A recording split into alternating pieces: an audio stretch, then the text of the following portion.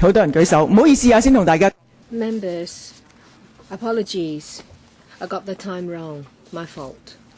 It's past the appointed time and we have a quorum. Let's call the meeting to order, and I see a lot of hands.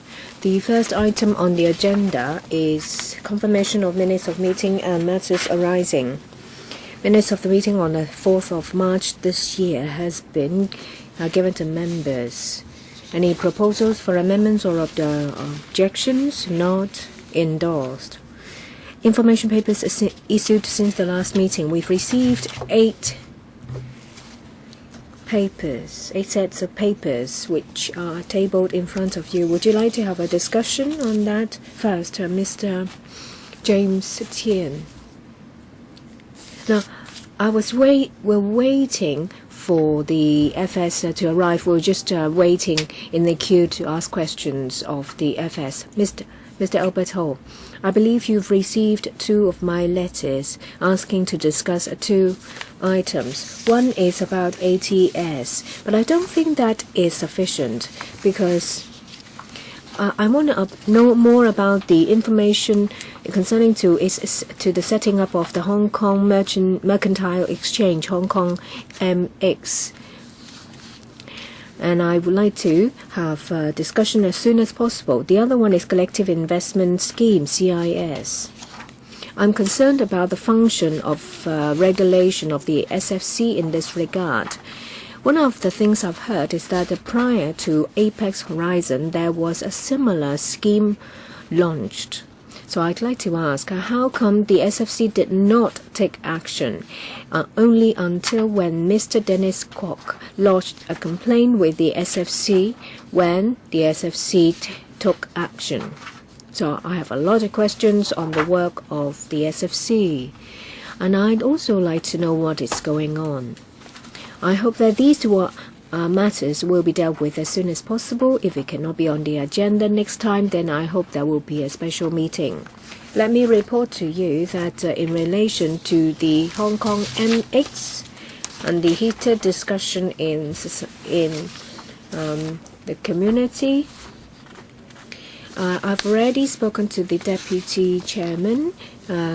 We've added an item in this meeting. We've asked the SFC to come to speak to us about the licensing procedure and matters related to compliance or assurance of compliance. If members would like to follow up on this item, they may talk to the SFC in this item. We've raised this request, and as far as I know, that the SFC would not give us a direct answer in relation to specific cases.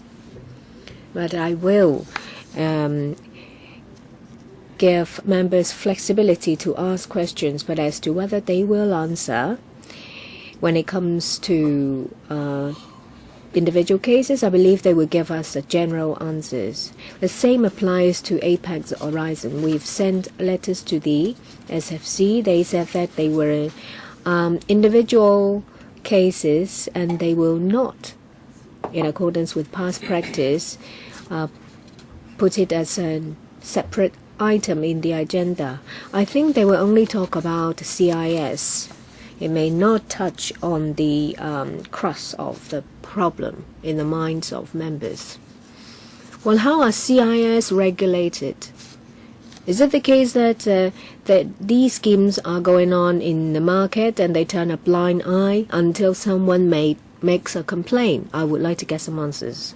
Yes, Mr. Dennis Kwok, you would like to say something in this regard? We noticed that in relation to CIS, could you please speak up? Is your microphone on? We're aware of the CIS. When I wrote to you on the 4th of March, I was talking about the policy on CIS and how the SFC deals with such schemes.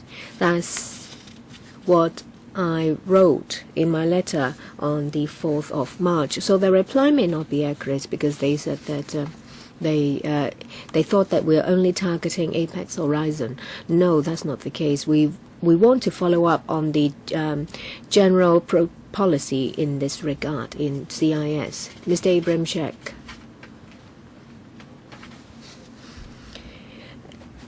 The SFC has replied in relation to Apex Horizons, but when it comes to regulation of CIS, as the chairman said, yes, we can have a discussion on the latter.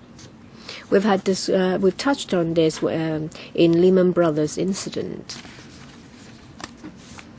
That being the case, where we still have another regular meeting on the 5th of July in the morning, there are two items proposed by the administration. First, proposed establishment of an independent insurance authority and the construction of West Kowloon government offices.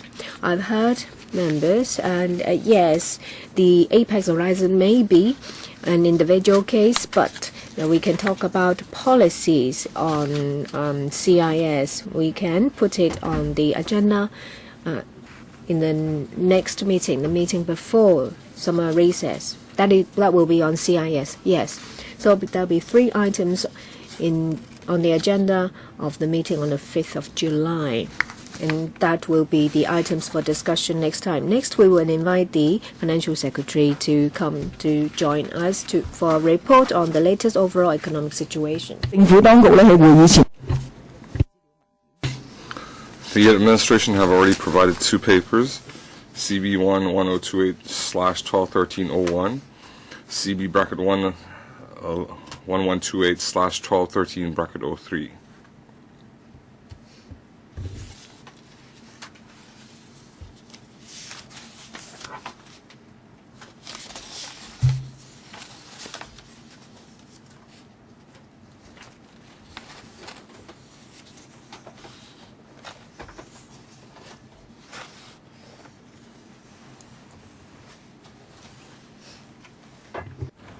真係古怪。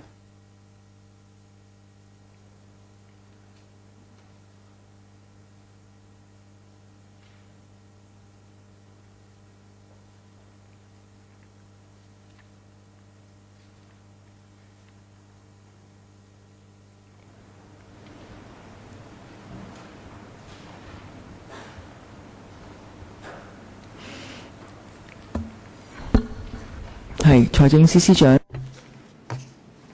Financial Secretary, you can start. Thank you, Chairman. Today, I'll be talking about the latest economic performance. After announcing the budget at the end of February, I had said that 2013 would be full of challenges. The global economic activity, even though it had improved at the end of the last year, but in the beginning of this year, it had become uncertain again. In the first quarter, the Italian general elections and the Cyprus bank crisis had led to more uncertainties in Europe. Now, even though America avoided the fiscal cliff, but they still needed to make some adjustments. The latest Japanese government had also undertook quantitative easing. So this indicates that the fundamentals are still weak in the developed economies, so Asian exporting countries are affected negatively. So in the light of uncertain external factors, in the beginning of the year, Hong Kong exports had a lot of volatility, but the domestic demand was still stable. Overall speaking, in the first quarter this year, we still saw moderate growth, and the growth of 2.8% in real terms, and it was similar to the last quarter, but it was still lower than the average for the last 10 years. Now, after quarterly adjustments,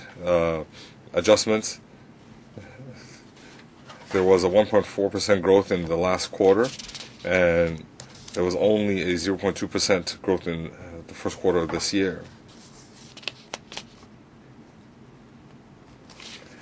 Regarding external trade, exports grew in the first quarter, but after excluding non-monetary gold, there was only moderate growth. There is weak demand in the US and Japan,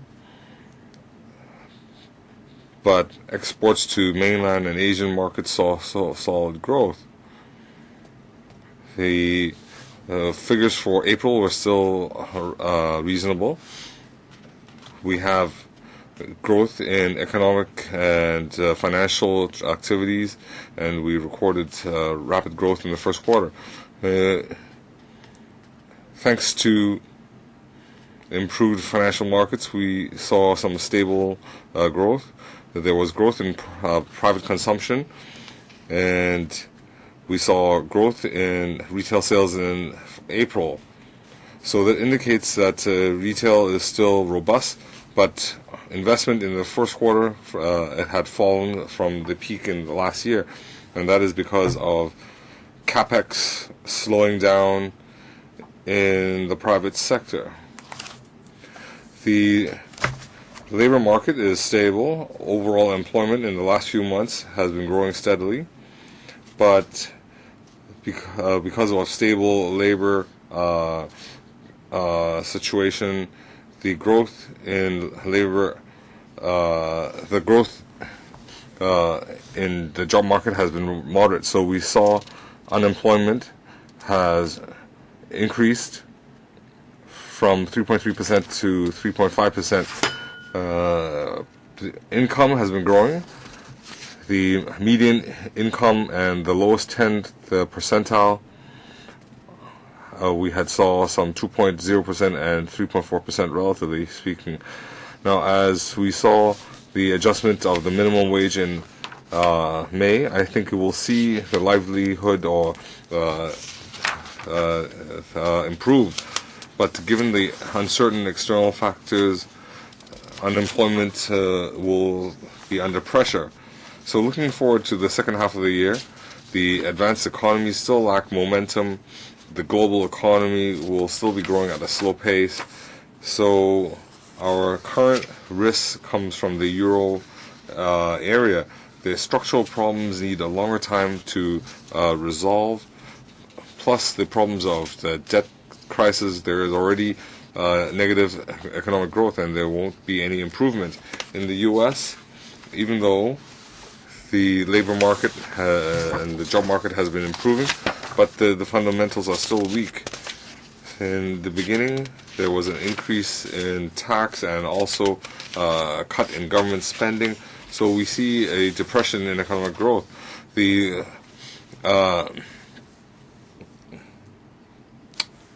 Democratic Party and the Republicans still have a lot of disagreement. We also see that in Asia there's weak economy, plus Japan has brought forward its quantitative easing, so we see a large depreciation in the yen. So that creates a lot of volatility in the regional trade. Korea, Taiwan, Singapore exports and industrial manufacturing have also been very volatile. So I think Hong Kong's external trade in the coming future will be also very volatile.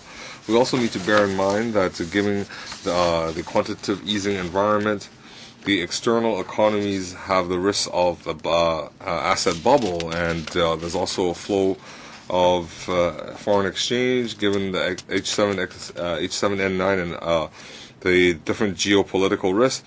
So it's very fortunate that we still see some growth, and we see that regional trade has provided support. So locally, in the last year, income has improved, plus the labor market is still relatively still performing relatively well. Demand is solid, and we also have a lot of infrastructure projects going on, and inbound tourists have increased. Plus, the series of measures announced in the budget, it should be able to provide some momentum for the local economy. Now, given that we still have a lot of volatility in the external factors and the forecast, I'll maintain my forecast that the economic growth will not change. There will be a growth between 1.5% and 3.5%.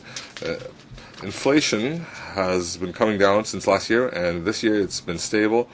We see food prices and commodity prices weak, plus there's moderate imported inflation. local inflation pressure has been coming down because of the slowing down in the economy. Rent increases have not been reflected fully yet.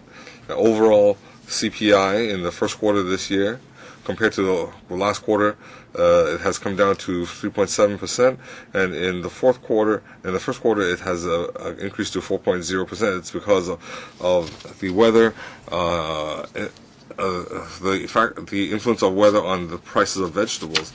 So we think that consumer price inflation will hold steady at 3.8%. So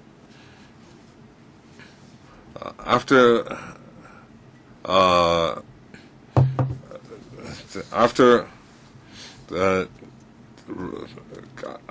with the increase of rent prices, we see that inflation in the coming few months will increase moderately. Imported inflation will also be moderate, and local rents, after the 2 rounds of measures with the buyer's sales duty, we will see prices tapering off. So we forecast that my forecast will still remain the same. That is, CPI will be 4.5%, 4.2%. In the real estate market, after the latest rounds of demand measures, plus major banks in mid-March have increased their mortgage rates, the real estate market has retracted a little bit. The contract sales have decreased 24% to 3,400 transactions. That's lower than the average of 6,800 transactions. And in March, prices have come down by 0.1%, and in April it came down by 0.7%. We see that transactions have rebounded a little bit, but second-hand real estate prices are still at a low. Their prices are still at the low level. So we see that the Federal Reserve had announced in May that if the economic conditions change, the Reserve will change its pace of purchasing bonds. And recently, new mortgage rates have been adjusted, and given there's still a tight supply of new flats, the risk of a real estate bubble cannot be ignored.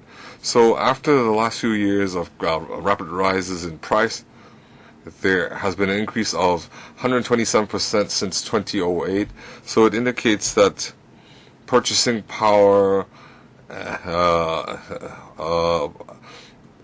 the income to mortgage payment ratio has deteriorated to some 60-odd% compared to some 40-odd% in '97. So in order to have a stable development, the government has been increasing supply.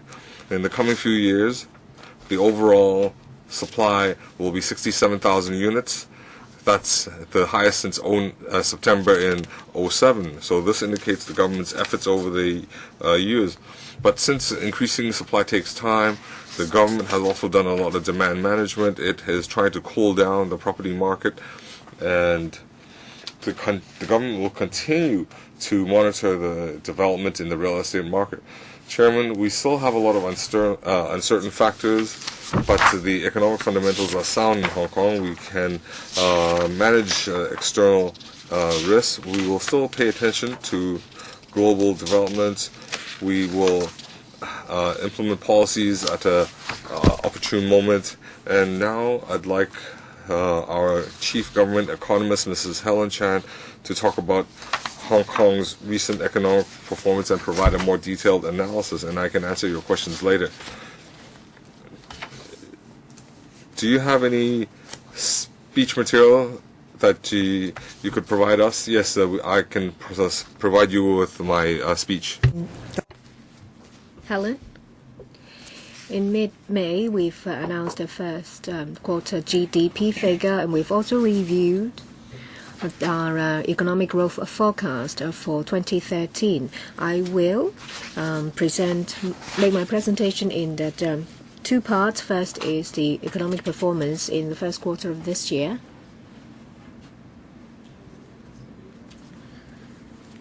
Yes, please be brief.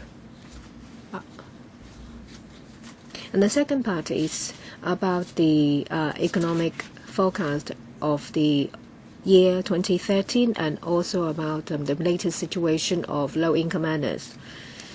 There is a moderate growth, 2.8% year by year, which is the same as the last quarter. For quarter by quarter is an increase by 1.2%. Hong Kong is a small external economy, so we're subject to external factors. First, we'll look at the external environment. Export of goods, there is a year-on-year increase of 8.8%. But there is a seasonal fluctuation, which reflects that there is an unstable environment externally. If we look at different markets, you see that export to EU is the poorest. For 8 consecutive quarters, there is a decrease. And that's yet to stop. There is also weak export to the US, so you see that after stabilizing in the second half of the year, it's further dropped in the last quarter.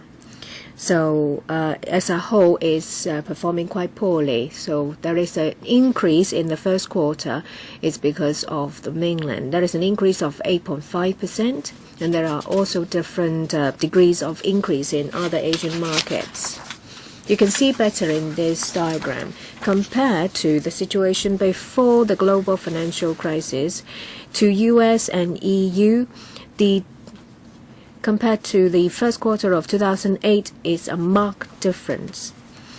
Japan is not performing too well either. Main bright spot is mainland Asian markets, which showed a rather stable situation.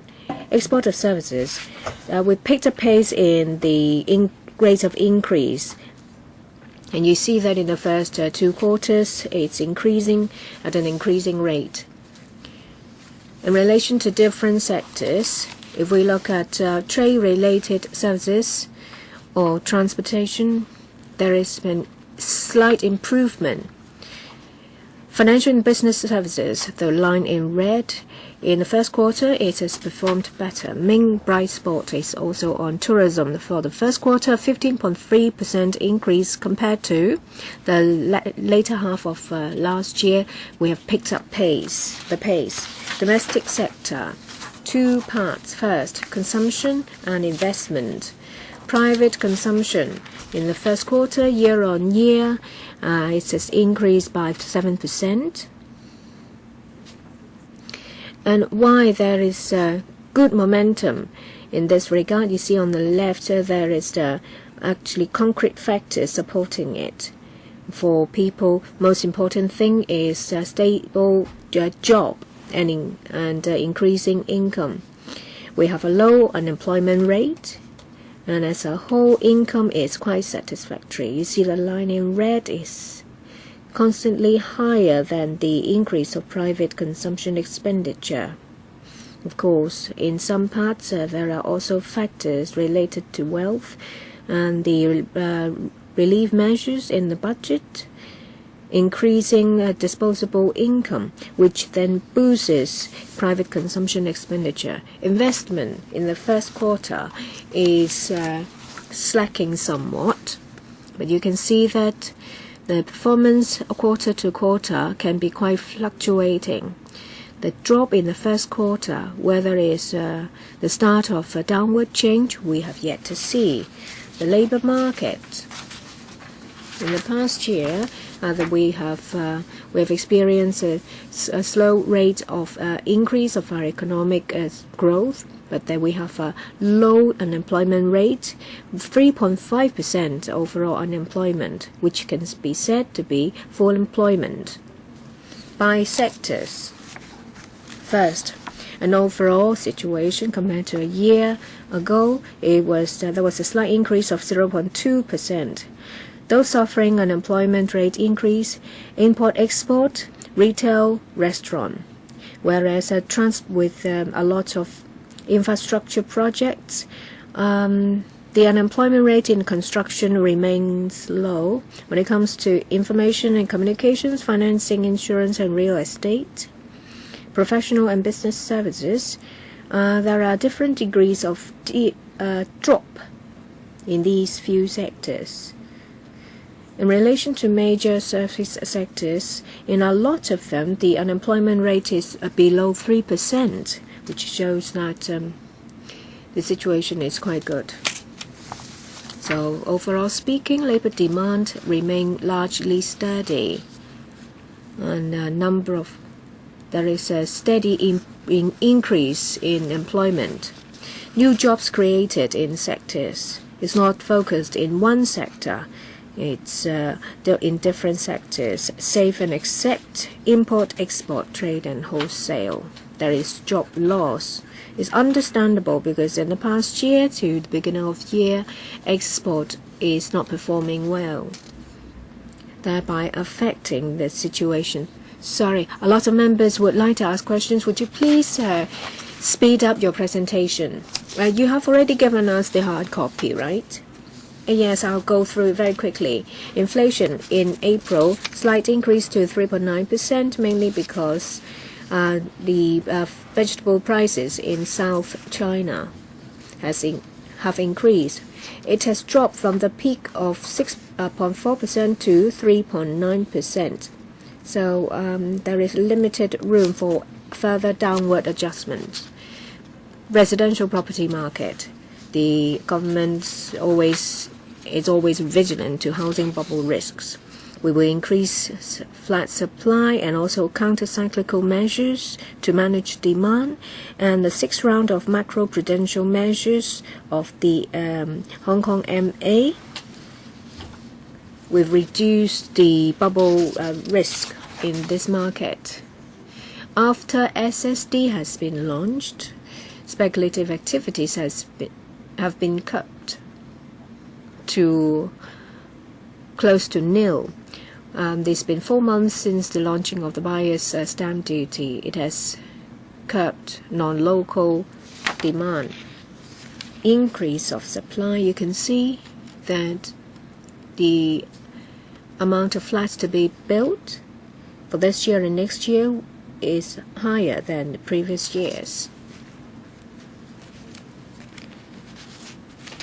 Latest market figures shows that starting from March, prices of flats has started to drop. In April, further dropped to 0.7%, which is a change from the first 2 months of a 2.6% increase. For larger flats, there is more pressure for adjustments. There's a drop in the volume of transaction. But if we look at mortgage payment to income ratio, it has worsened. As the SFS said, that we will remain vigilant to bubble risks. For the rest of the time, our forecast, basically the U.S. economy will only show a moderate increase at most, with a lot of uncertainty. In Europe, is mild in recession. You see the latest index shows that it's a downward trend. The US-EU market still have a major impact on global market. You may recall last year with the weak economies of US-EU, it has affected Hong Kong largely. The situation hasn't improved. The mainland market, of course, is still subject to external factors. There is a steady increase in domestic market. If it can remain at 7.5, which is the official forecast, it will be better than other economies. All in all, we think that the external environment will slightly improve compared to last year. Back to Hong Kong. The overall business sentiment has improved slightly.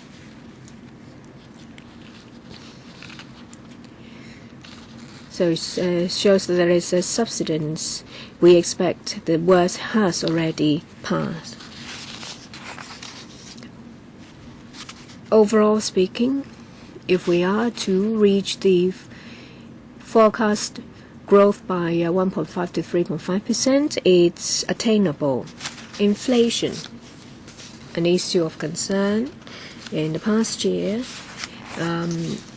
it has dropped somewhat with a depreciation of the Japanese yen, so there is less pressure on import inflation. Inflation on food, from food is dropped. Pressure on wages is also eased. Residential rental. If you look at the figure on the left in red, you see that it has dropped from the peak. In the coming few months, we think that there will be an increase in inflation. That is because of the lagged effect of rising residential rental last year. But risk is low. After the 2 rounds of demand-side management, residential rental has dampened. The increase has dampened. Rise in official rental in shops. Rental, you see that the situation has stabilized. Because of the above-mentioned factors, we think the underlying inflation forecast will stand at 4.2%, and the headline will be 4.5%. Low-income households. We're concerned whether economic growth will benefit low-income earners. Let's look at the median in household income and the lowest decile income of full-time employers. Deducting inflation, in the first quarter, there is still real-term growth. Have you finished? I'll be very quick. 2 or 3 minutes more. For a number of low-income households, because of a stable employment situation, we see that it's dropped. It accounts the percentage comparing to last year, which is 3.5%, has dropped to 3%.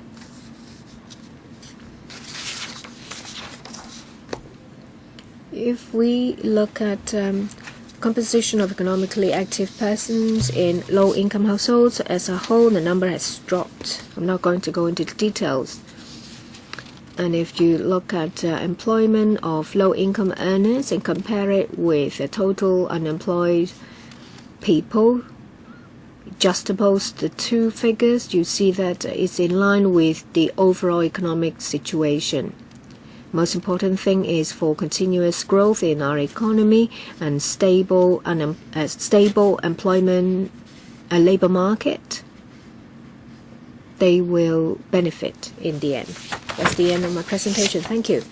There are 10 members who would like to ask questions. I will read out their names. James Tian, Wai-king, Leung Kai Chang, Ronnie Tong Wai-king, and a number of other members. 3 minutes. Mr. James Tian. Thank you.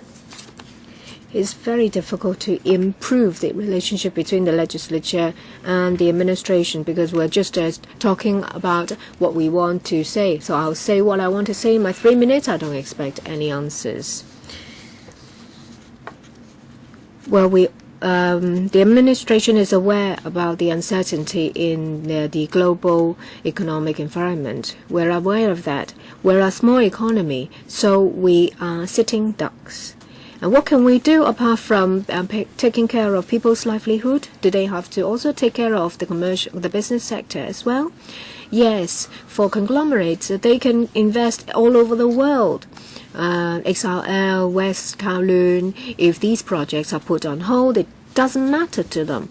But SMEs are located in Hong Kong. They can't leave Hong Kong. When it comes to policies, from tax concessionary measures to everything else, it has caused a lot of difficulties to SMEs. I hope the administration will be more forward-looking. What the FS and the economists said are things in the past. Well, we know what the current business situation is, and that in the coming 6 months.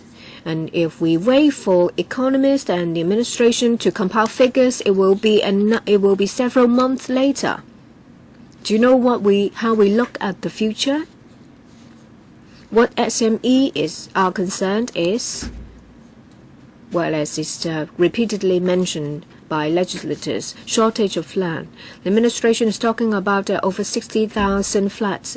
They are PRH units and HOS units. Yes, they have to be done. But SMEs need office space, not grade A office space, but grade B. Import-export companies, retail shops, rental still high for them. And also labor. In every sector, I've heard that there is a labor shortage. It's not just restaurants. It's difficult to find a chauffeur or a secretary. If you say that there is economic growth, well, we don't see as bright a picture as you do. We just want to make ends meet. We don't know whether we will survive till tomorrow. So we see the gloomy picture of our economic situation. Yes, it's 3.5. The unemployment rate is low. But do we live a good life?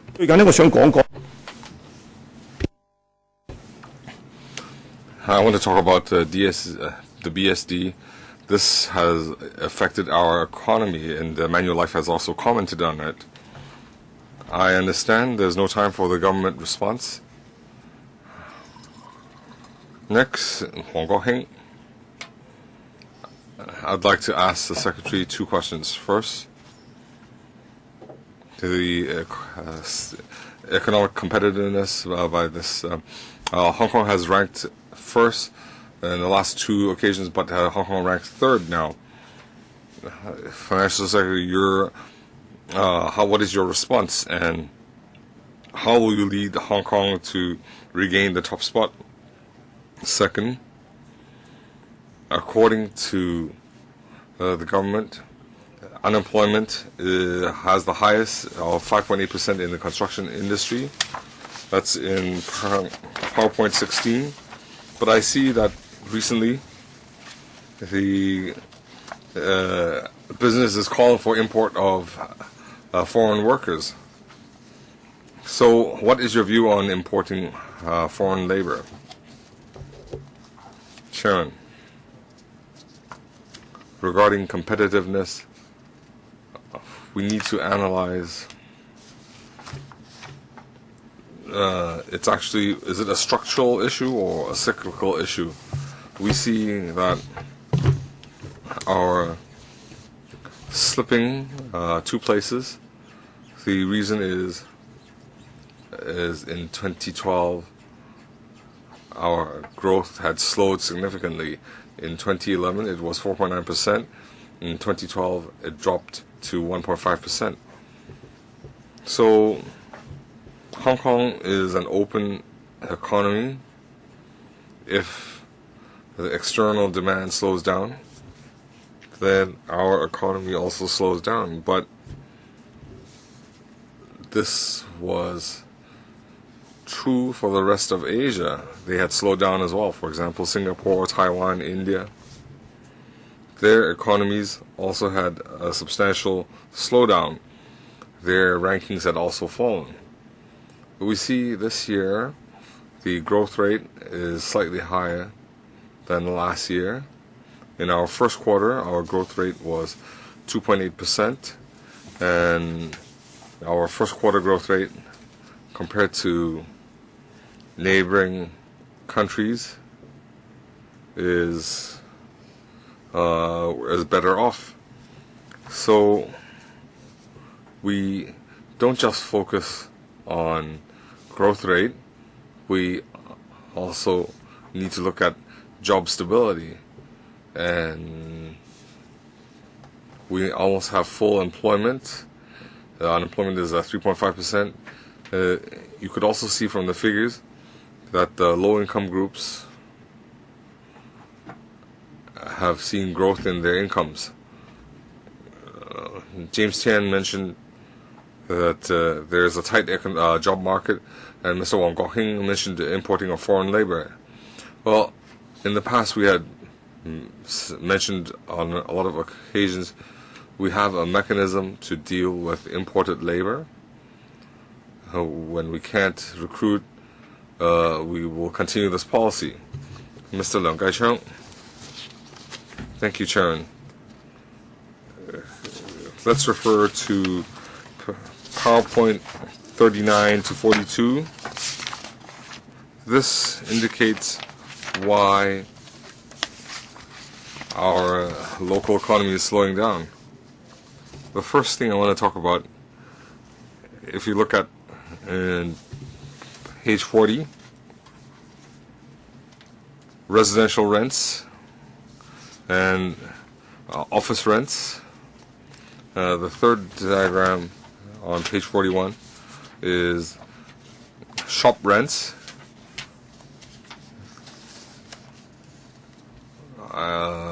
The government is using a year-on-year rate of change, so it seems to indicate some elements are rising very quickly and falling quickly, but that is not accurate, because when it falls, it doesn't indicate the absolute value has changed. It's just the year-on-year rate has fallen. So first of all, if you want to indicate the rents, of whether for office space, retail space, you should give us the absolute value rates. Competitiveness and cost increase, especially rental costs, are related. The government needs to spend some effort in this area, as Mr. James Tian said. B-grade office space is severely limited.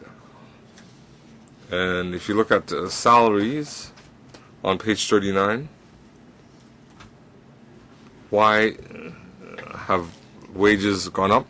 It's because cost of living is going up, and that's because of residential rents have went up significantly on page 40. Of course, aside from rent, on page 42 we see the CPI. There's 4.4% growth in consumer price index. So if you look at these pages, it already highlights the core reason. I'd like to hear from the government, what's your response? Rents. Regarding the absolute values, we can see whether we can do that. Regarding the real estate market, our problem is with supply, and we had mentioned different measures to increase land supply, but in this period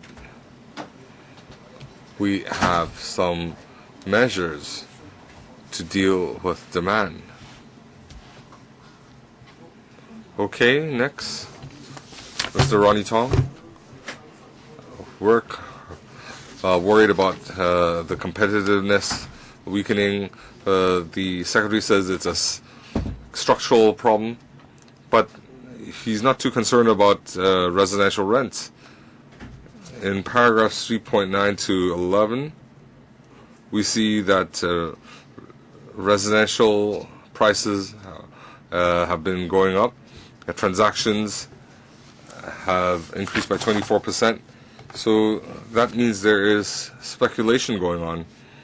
Office space is even more ridiculous. Last quarter went up by 5 to 7%. Transactions also went up 4%.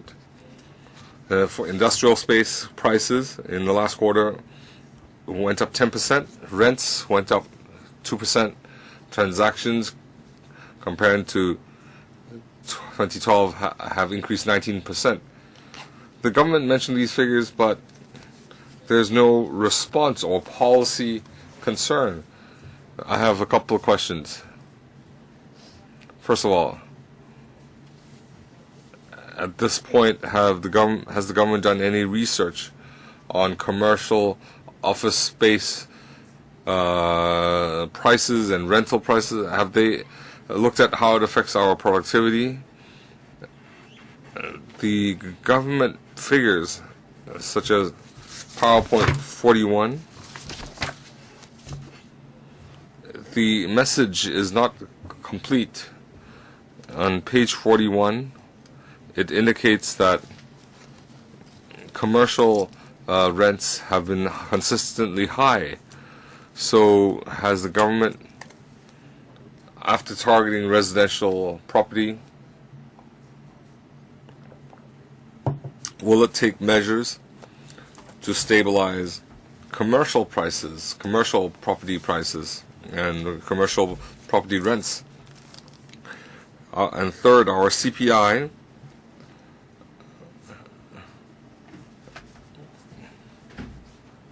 it does not include commercial property rents and prices. So why doesn't the government place more emphasis on this issue and provide more information?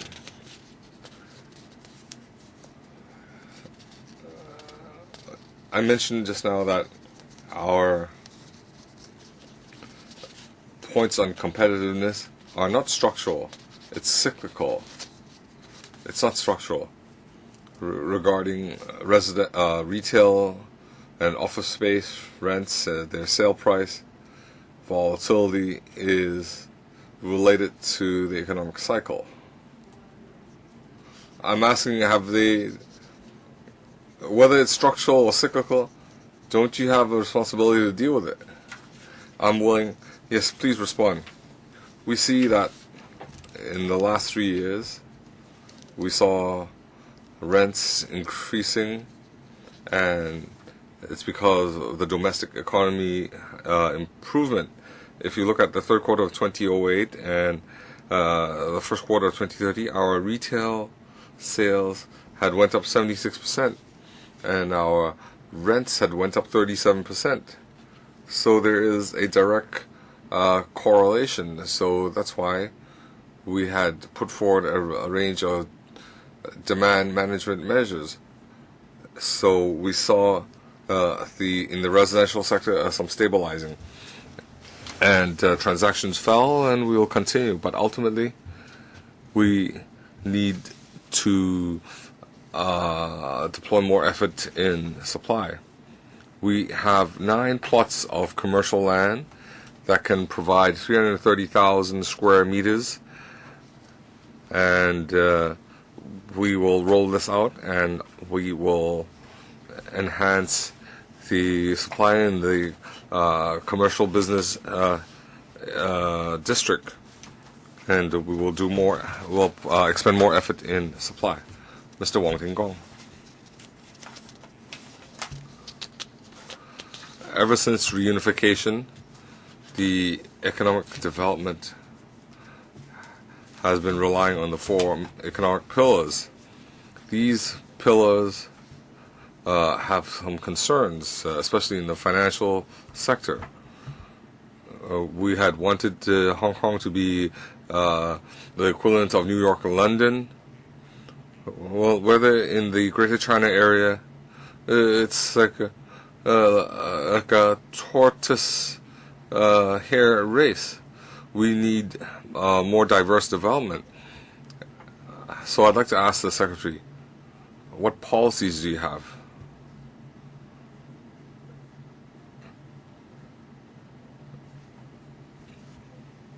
In the last few decades, especially the end of the 70s to the beginning of the 80s, we had transition from manufacturing to a service industry. And now our service industry makes up more than 90% of our GDP. It's not just purely servicing, we also have diverse services related to manufacturing. So it's not as if we are without manufacturing. We don't have a lot of factory work, but we still have a lot of industrial jobs. The largest portion of our GDP is trade. It makes up more than a quarter. Whereas others have financial services 15 to 16, tourism about 5%.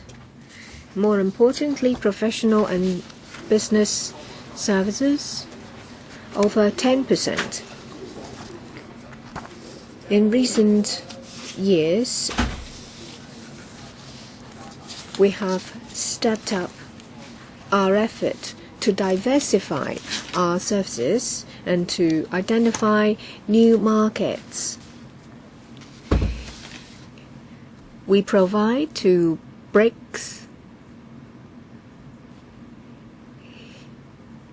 services, and our work has been quite effective.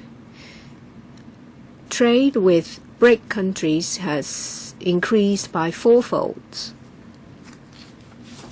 They are mainly in relation to diversification of services, and we don't just focus on local services. Mr. Jeffrey Lam, we see in the GDP nominal increase is 4.1% for the first quarter. This shows the headline deflator is only 1%. So for the real-term increase is 2.8% only. Some people may think that Hong Kong's economic fundamentals are still good, but for this quarter, the inflation is about 4%. The deflator is 1.2%, so you see the inflation is much higher. For the first quarter, the net economic growth is negative. 4.1 minus 4.2, so there is minus 0.1%. If you agree with what I say, yes, there may be a reduction of 1%. It may not be a recession, but it's stagflation. Is that the case? And we see that inflation makes it difficult for our SMEs, in particular manufacturing. It's difficult for them to get orders, wages are increasing, and prices for raw material are also increasing. I hope the administration will not roll out policies that will further stifle their room for improvement. What more can you do? FS. We don't have stagflation. I think you have mixed the two up. We're talking about GDP deflator. I will defer to Helen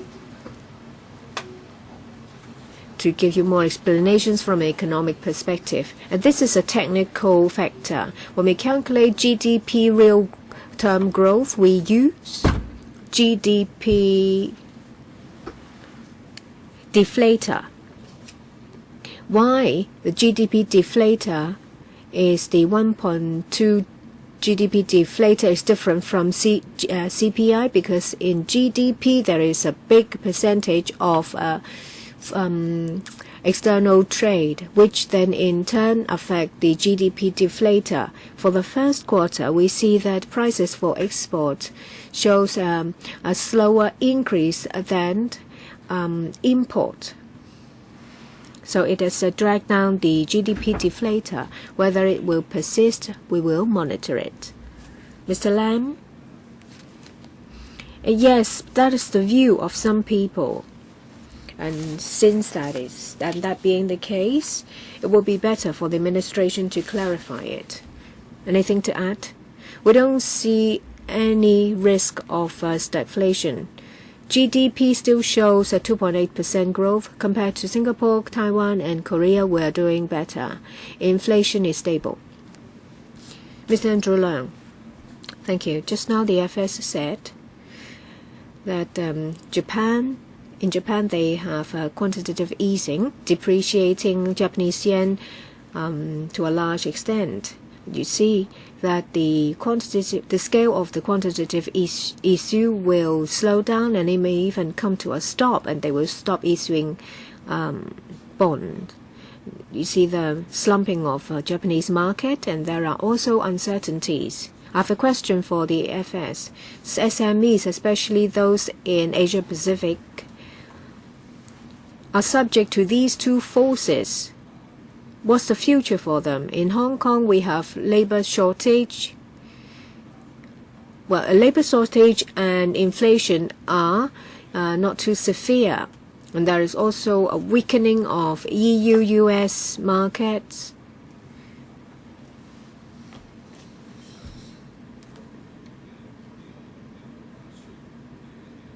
And you have demand-side management for commercial premises. This has in turn increased the costs. What supporting measures or advice do you have for SMEs, FS? Thank you. SMEs is an essential part for our economy and our labor market. They employ over half of the labor force in the private sector. So we've always attached great importance on the needs of SMEs. We continue to strengthen and improve support to SMEs to tide them over this difficult time. As you say, there is quantitative easing of the Japanese market, so it makes the securities market very volatile. In the US, there are conflicting views conflicting views put forward. Well, on one hand, they said there will be continuous quantitative easing to boost economic growth, and on the other hand, it is said that if employment situation increase and if there is an increase in inflation, they may stop buying bonds. This in turn makes the market more volatile. In our budget, we've rolled out a series of supporting measures to SMEs, say the financing guarantees scheme, which has been extended by a year, and there's also small business policy. We roll out measures to help SMEs to tide them over this difficult time. Mr. Albert Ho, I'd like to ask the economist. It says that the mortgage payment to income ratio has worsened. Why? We see the slide on the residential market is stabilized and prices have dropped. It's slide 23. And income has improved. So with a stable prices in the property market and improved income level, how come the mortgage payment to income ratio has worsened? Usually there will be a fixed mortgage payment. So how come? Is it the case that people think that the property market has stabilized, so they become bolder and use their savings to buy a flat, and they use over half of their income on mortgage payment, or what? Economist. And this is a technical indicator. This mortgage payment to income ratio doesn't show the actual payment to income ratio. After the 6 rounds of macroprudential measures of the Hong Kong MA, in theory, the debt servicing ratio is below 50%. This is an indicator to assess the risk of bubble in property market. For a normal household, to buy a 45 square meter flat using the median income as the basis, we work out the mortgage payment to income. It has worsened because although at the end of February we rolled out a new round of demand-side measure, market prices in March has dampened. Still, the quarterly increase is is just over 1%. The increase in prices in the property market is still higher, and if the exuberance in the property market has somewhat abated, the figure will improve. So the increase in property prices is higher than the increase of income. Yes, for the first quarter, because we see in the first quarter there is exuberance in the property market. The administration rolled out a new round of demand-side management measures, which was the 22nd of April, and there hasn't been a significant adjustment in market prices in March. Mr. Tan Ka-pil. Thank you. The FS told us his view on unemployment. He said there is pressure for it to increase. There is 5.5% of unemployment rate in crafts, but when it comes to salvages, lifts, marine related services, they say that it's difficult to recruit people with a higher skill level. So how do you address this problem of mismatch? In Hong Kong, I think in the long run, this will be a serious problem. A lot of our youngsters would like to take up white-collar jobs. So when it comes to vocational jobs, they are not as enthusiastic. So in relation to vocational jobs, we've stepped up our support to make them more appealing, or to make it to increase the salary level so that people will find that more acceptable. But we need to work together. In VTC, we have stepped up our work. We provide support and various courses. We're also considering other incentives to attract youngsters to join the sector or these trades. My question, FS, was that 5.5% unemployment rate. So with your skill compared to unskilled workers and clerical workers, they find it more difficult to find a job because it's an unemployment rate of 5.5%, which is worse than non-skilled workers or white-collar workers. Why?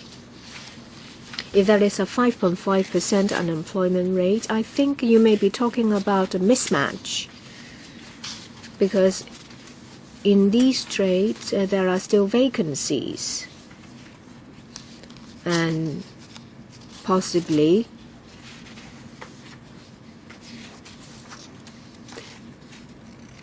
people may find it difficult to find jobs.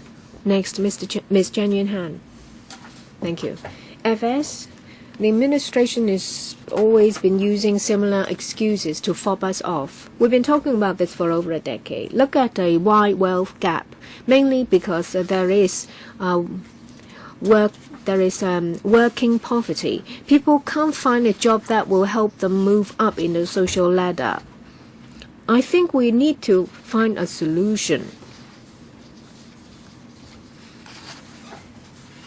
Yes, our economic situation is quite good, but we rely on tourism, real estate, and financial services. Other trades are lackluster. There is a problem of rental as well. In Kinghua Daiha, you see the problem. People engaged in creative industries are being chased away. In Mongkok, there are lots of nice retail shops, but they charge $20,000 a month. Today we have Kinghua. Tomorrow we don't know which other buildings.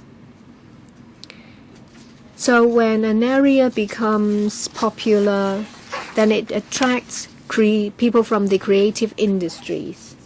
It's not just about retail. You see, there are problems with our economic structure. When Lydia Dunn was an exco in the 80s, she said that Hong Kong recovers quick because it's very diverse. But how are we to respond now? You've heard this many times. You should grasp the opportunity where we have close economic integration with the mainland. Why can't you come up with more solutions? In the budget, I had stated we not only need to have more integration with the mainland, we also need to face the rest of the world.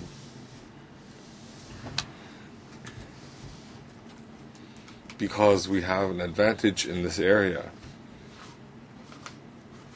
The questions raised by Ms. Chan, I've responded, and we see high rental levels. It's because of economic activity. When the economy improves, rents go up. We also see the number of SMEs have not fallen. So that means over the last few years, even though rent has increased, we have not seen the domination of jewelry stores and brand name stores. We see the increase in SMEs. So we need to make the pie larger so everyone can share.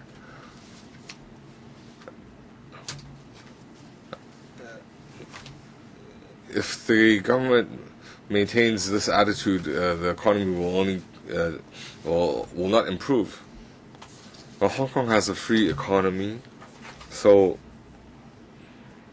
I object and do not support the so-called BSD, SSD. These are actually very poor ideas. Yes, it reduces transactions.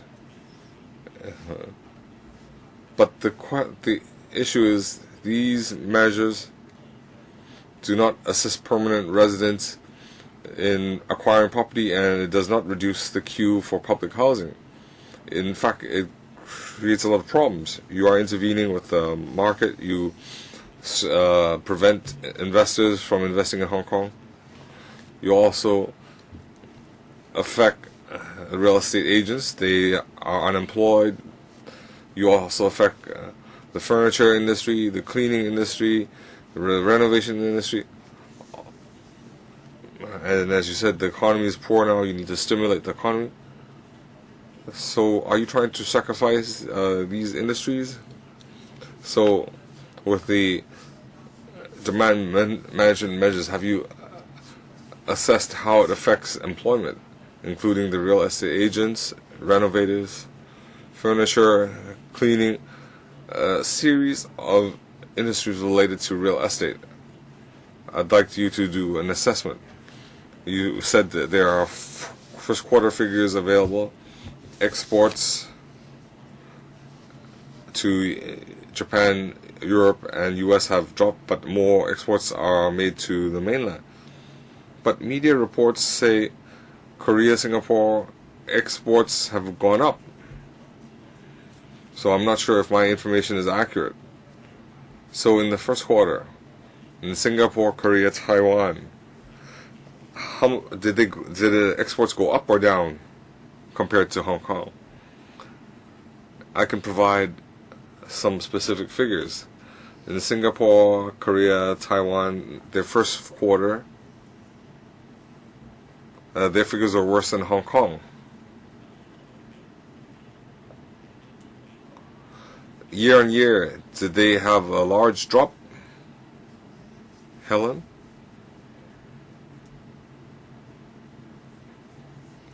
Singapore first quarter exports dropped 6.8%. Korea went up 0.4%. Taiwan went up 2.4%. Compared to Hong Kong, first quarter we went up 8.8%. I'm not saying exporting to Europe, North America. Hong Kong's increase was it increased to mainland. Their exports to Europe and North America wasn't too good. I don't have the detailed figures, but we can provide that later. But overall, their export, I'm referring to Europe, North America. If you have accurate export figures to Europe, America, for Singapore, Korea, Taiwan, I cannot respond now. Overall, it was weak. But we benefited from export to mainland. Hong Kong benefiting from mainland, that's a good sign. Yes. So please respond to Mr. Lam after the meeting. Mr. Abraham Sheck. Mr. Lam asked a very good question. The SSD, BSD, DSD.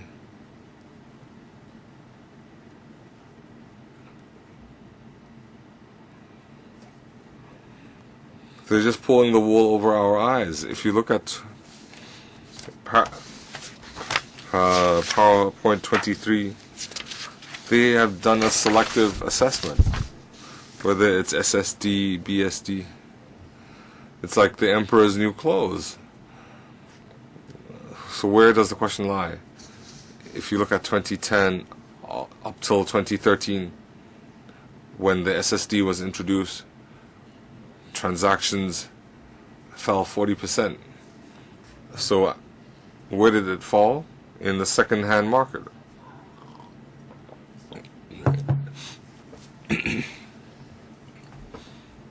We don't have a table that indicates the failure of SSD. Mr. Albert Ho misunderstood. He thought that prices would come down. Prices did not come down. From 2010 to 2013 up till now, it went up 35%. The real estate developers didn't lose in the last 2 years. If you look at PowerPoint 24, their selling price went up from 6,000 per square foot to 9,000 per square foot and even higher. Last week, a public housing unit, HOS unit, could sell at 9,000 a foot. What kind of success is that? This indicates that you have the BSD has only affected transaction levels. It has not targeted prices. Albert Ho also asked a good question, but the government also responded very craftily. If you look at table 26, they refer to units less than 450 square feet. The middle class, when they purchase when they purchase through the second-hand market, they need to put down a larger down payment and borrow more, so their mortgage payment to income ratio has worsened. If you look at PowerPoint 23, for foreign companies, there are a lot less foreign companies purchasing real estate in Hong Kong now.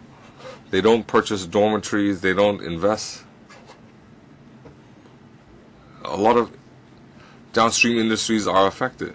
The SSD, BSD is not successful. The government gains a big windfall whenever there is a HOS. It's the new high. Real estate developers can accept, but the public cannot accept the SSD. There was only 1,800 transactions. Mr. Mlong Singh, I'd like to ask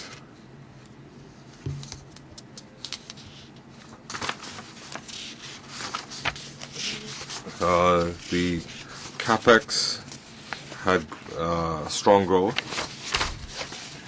There was 9.4%, but in the first quarter this year, it had come down to 2.2%. So on machinery, there was a drop of 4% in capital expenditure. That's not a high percentage, but it's on a very high year-on-year basis. At that time, capex in machinery and facilities, were there special reasons? And now, what is affecting capex? And I'd also like to look at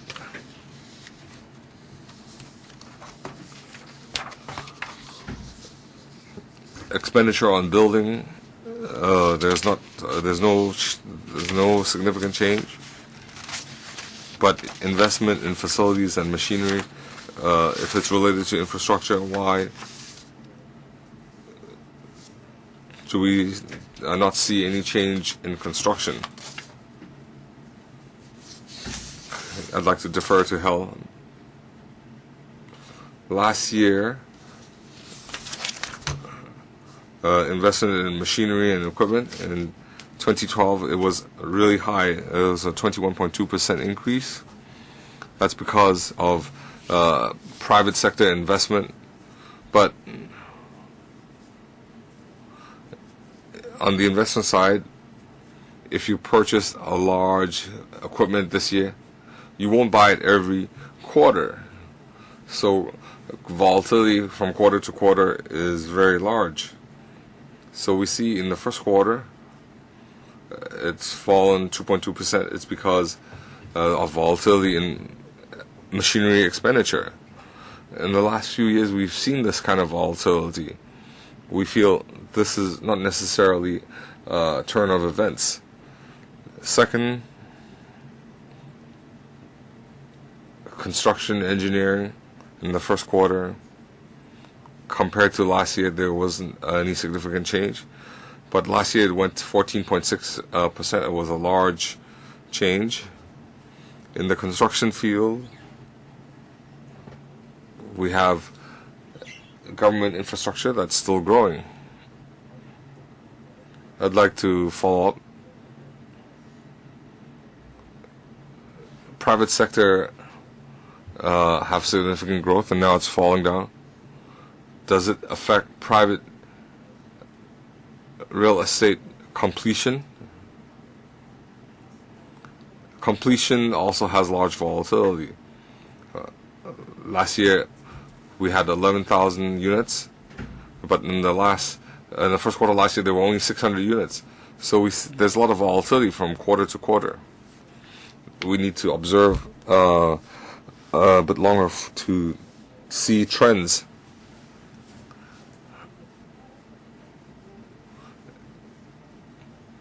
Whether in this panel or other venues,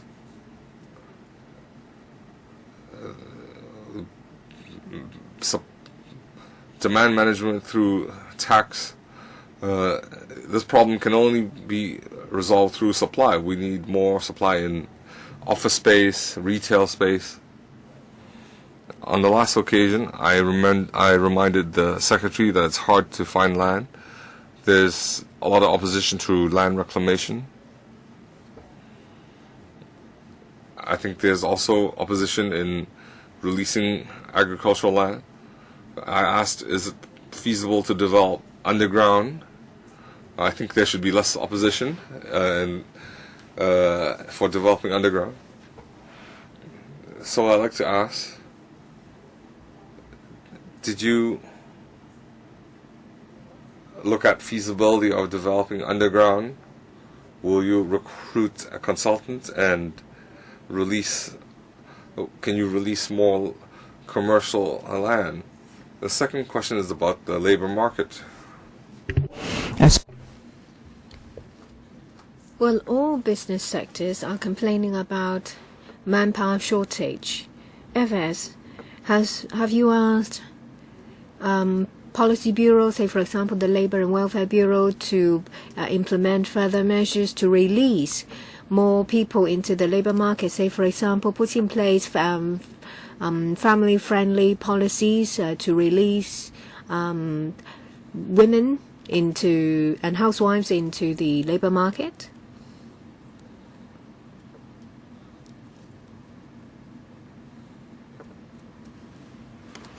In relation to land supply, we are doing a lot of work because we are aware that the crust of the problem on the residential market is land supply. We've adopted a multi-pronged approach on medium and short term to increase land supply. We're also studying unused but formed greenbelt sites. We're also reviewing various GIC sites and other government sites. But we're met with resistance. We also hope to find industrial land to increase supply, and if planning permits, we were also looking at other ways to increase supply. Well, I've mentioned one very specific issue, the feasibility of underground area. I know it's mentioned in the policy address, but so far there is no information paper sent to the LegCo. Are you looking into it? Yes, we're looking into underground space development and also development of caverns. And there are a lot of legal restrictions, and it is a complicated issue. You may recall that outside Sogo, we were looking into whether we can develop an underground space, but we have to stop above ground activities for a number of years. I believe the LegCo will receive from us funding applications for these studies. I don't think you have time to answer questions on labor market. I have to draw a line because two members asked to speak for the second time. I have to draw a line here. Mr. Jeffrey Lam, I'll follow up on my previous question. I asked the administration to give me a prompt reply or one after the meeting. Singapore, Korea, Taiwan in the first quarter this year, export of goods to EU, Japan and US, the change year-on-year figure. And BSD and the enhanced SSD, they can't help people to buy property. It's just a cover-up for the administration's failure to find land. So I want the administration to come up with an assessment that for related services, renovation, real estate agencies, the employment situation in the near future for them. Either give me an answer now or give me the information after the meeting. We will give an information paper, but I'd like to say a few words on the harsh measures, so to speak. We understand that we need to do something about supply in order to resolve the problem. But it takes time. So in the short term, we will roll out some demand-side measures to narrow the spectrum of demand. After rolling out the measures, we see that they are effective. The volume of transaction has dropped. Prices have also prices are also dropping. So when it comes to prices and volume of transaction, we believe they will both drop, which is something we are happy to see. Mr. Lam, yes, they may be effective, but we will first suffer. Mr. Jeffrey Lam, in relation to BSD and also the double duty, there are chambers of commerce and overseas chambers of commerce who've told me that these measures affect overseas investors. In this regard, how will the FS strike a balance?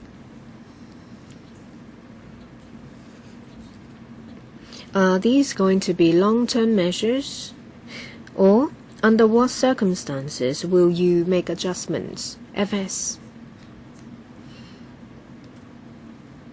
As I said, these are extraordinary measures in an extraordinary time. They are not long-term measures. We have to strike a balance of the needs of different sectors. We have to accord priority to local people who only have one property. So this is a special measure in a special time. Well, this is the end of this item. Thank you, FS and his team. I ask members to note this. I've extended the meeting time for this agenda item. And I will try to speed up to catch up time lost. Next, sponsor regulation and other investor protection initiatives. This involves a legislative proposal, so all members are invited to attend the meeting for discussion of this item. Let's invite representatives of the administration and the SFC to join us. We have paper number CB bracket 11128 stroke 12 to 13 bracket 04. Apologies. This is later than the scheduled time.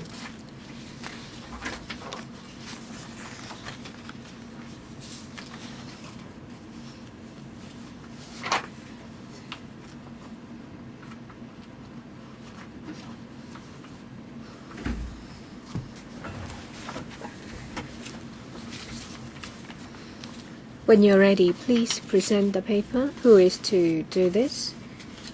I'll say a few words and then I will give the floor to Mr. Alder. In relation to improving our market quality and to provide sufficient and appropriate investor protection, these remains our policy objective. We, from time to time, review the system and the regulatory regime.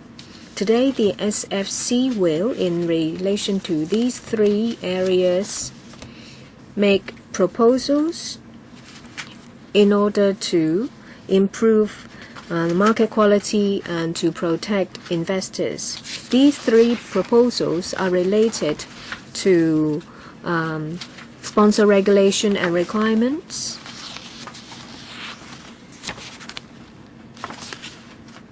and under the SFO, in relation to disclosure requirements or market misconduct, will apply to listed non-corporate identities. Number 3, to strengthen cooperation between local regulators and overseas regulators. For details, I will defer to Mr. Older, the Chief Executive of the SFC.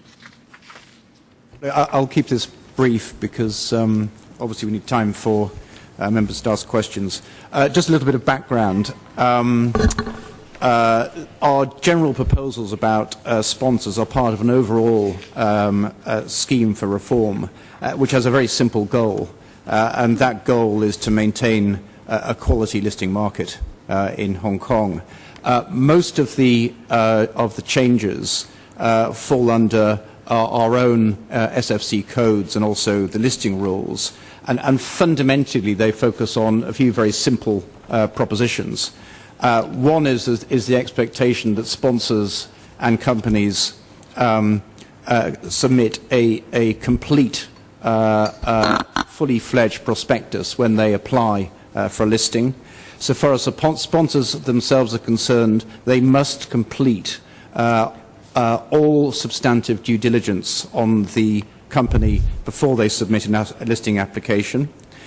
Our proposal, again under our code, under the listing rules, is a listing application should be published. If there is a substandard prospectus, that substandard prospectus will be rejected and there will be a cooling off period.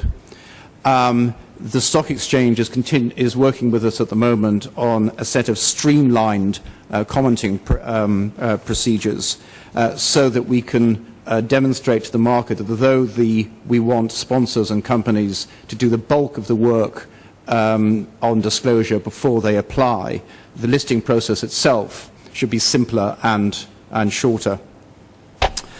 In response to consultation, some comments were made by industry, including one concerning the competition between sponsors and their relationships with companies wishing to list. And in response to that, we've introduced a proposal for a 2-month minimum appointment for sponsors before the application for listing is made. And frankly, all of these proposals should not have any effect on IPO sponsors who are already doing a proper job. Now, so far as the legislative aspect of this is concerned, this is all about the subject of sponsor liability. It's quite clear that prospectus accuracy is underpinned by statutory liability under the company's ordinance, and actually not the Securities and Features Ordinance. It's specific about this. It's also absolutely clear that sponsors are centrally involved in the crafting of disclosure in prospectuses. And currently, liability of sponsors under the company's ordinance is unclear. There are differing views as to whether or not they're promoters, who are actually covered by prospectus liability, or whether they are persons who authorize the publication of a prospectus. So our goal is to clarify liability alongside directors and other experts, also bearing in mind these sort of general international standards that now obtain. We also are proposing to change the current burden of proof in those sections of the company's ordinance that deal with prospectus liability, frankly to make it what we think is fairer for all concerned. So what we're looking at is firstly, to make absolutely clear, which is not the case at the moment, that the prosecution bears the burden of proof to show that a defendant, in terms of criminal liability, knowingly or recklessly made an untrue statement which is material to investors. So that's, in a nutshell, our proposals around liability. I haven't mentioned civil liability, but fundamentally it follows the same sort of formula. So far as the other two main aspects of the bill we're proposing to introduce down the track, we're also dealing with supervisory cooperation with overseas regulators. At the moment, we don't actually have the legal basis to involve foreign regulators in cross-border supervisory work in the way we do in relation to enforcement. Now, we want to fix that, partly because we want the ability of the SFC to deal with cross-border issues has to be reciprocal. In other words, we expect of regulators overseas what they expect of us, and we need to cooperate together to supervise what is an intensely cross-border market around the world properly. So that's what that's all about. And I should also say that it's a conformity with the principles of IOSCO, which is our sort of global securities regulators body. And then finally, the other major aspect of this investor protection bill is to extend particular provisions of the Securities and Futures Ordinance to collective investment schemes, to business trusts, and other non-corporate vehicles which are listed on our market here to ensure there's a level playing field. And the aspects of the SFO that we're proposing to extend cover things like market misconduct, price-sensitive information, and disclosure of interests. So that's all I wanted to say on this as an introduction, again, obviously to give members. 咁希望咧係多啲時間咧俾議員提問嘅。To our proposals, responses to those questions. 好，而家有 We have 4 members who wish to speak: 郭榮鏗、石禮謙、Regina Yip, and Albert Ho. 3 minutes each. 郭榮鏗。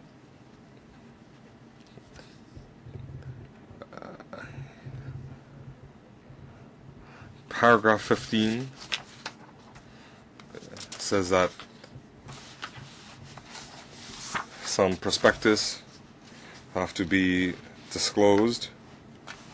So first of all, if that is done,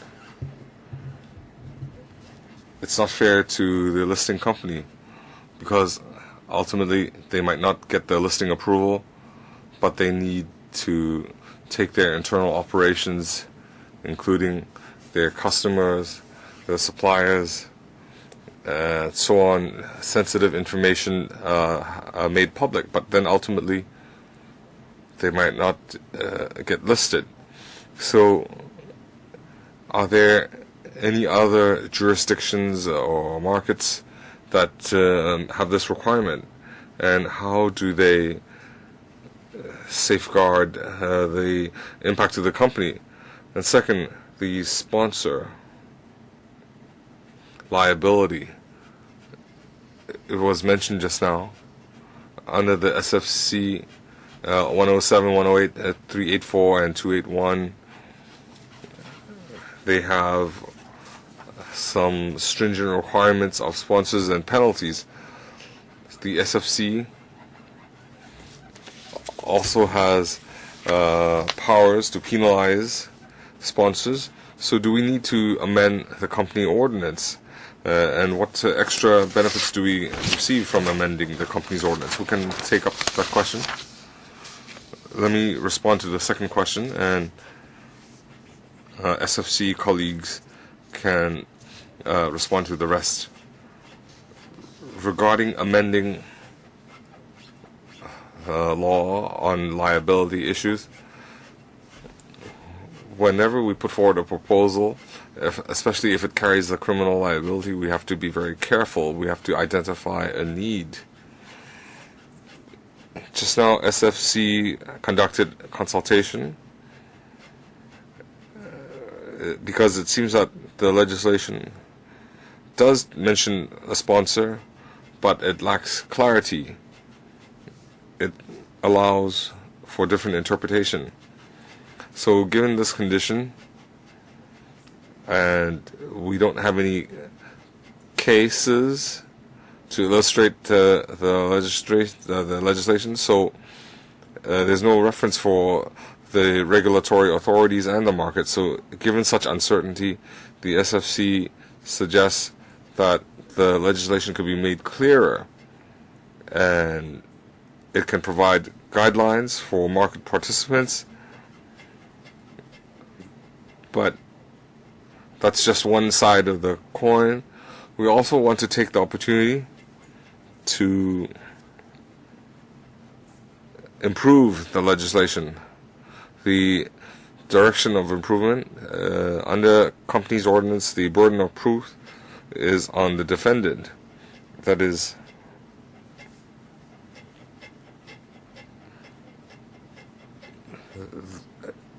the burden of proof rests with those who might have breached the law.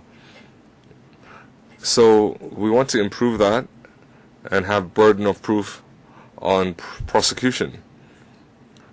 So this would be fairer to the market participants and in line with the spirit of the law. Regarding disclosure of the draft prospectus, is that fair, and the impact of that? So I'll defer to SFC colleagues. Yeah. The question, okay. I'll try and make it as brief as I can. Okay. Firstly, it's a good question. It was asked in the context of when we were consulting. I think our view is this. Firstly, if a company is determined to list, it should expect that that its corporate information will be subject to a much higher degree of transparency than obviously it would be when it was a private company, and it should be totally aware of that at the point at which it applies for a listing. If it's uncomfortable with that proposition, it shouldn't be applying for a listing in the first place. The second aspect is, because we are asking the industry as a whole to make sure that the application is of a very, very high quality and complete, there should be an assessment amongst all the advisors in the company about the prospects of getting listing in the first place, going through the authorization process, etc. So one would expect that having got to that stage, there would be a high level of confidence. And then thirdly, in relation to jurisdictions which expose the application, the best example, I think, which is historic and goes back for years, is the US, generally speaking, and not only is the prospectus application public, so are all the comments to and backwards and forwards between the company and the regulator. And also I can point to Australia and Singapore. Okay. 第二位議員係 Can I just one very brief follow-up? Because is it not true that under the listing rules, the exchange already has a mechanism in which they could reject poorly drafted prospectus for lack of quality? Yes. Doesn't that take care of the concern stated in paragraph 5, which is hoping to encourage quality prospectus? But the listing rules already provide for that mechanism. 是否有呢？好簡單啊 Can you answer? Yeah. I mean, we believe, and I think it's clear from our consultation papers and conclusions, that the added incentive around publication and exposure of the prospectus is quite significant. 好，第二位議員係石禮謙議員。主席，即係 Chairman, I support the document, but the paper highlights a few questions. The government has not responded to Alfred Koch's questions. Under the company ordinance 4040A, it has all the regulatory authority. It's very clear. From the legislative perspective, it can already achieve its intention. So why, in paragraph 27, why do these powers need to be expanded? And what is the impact?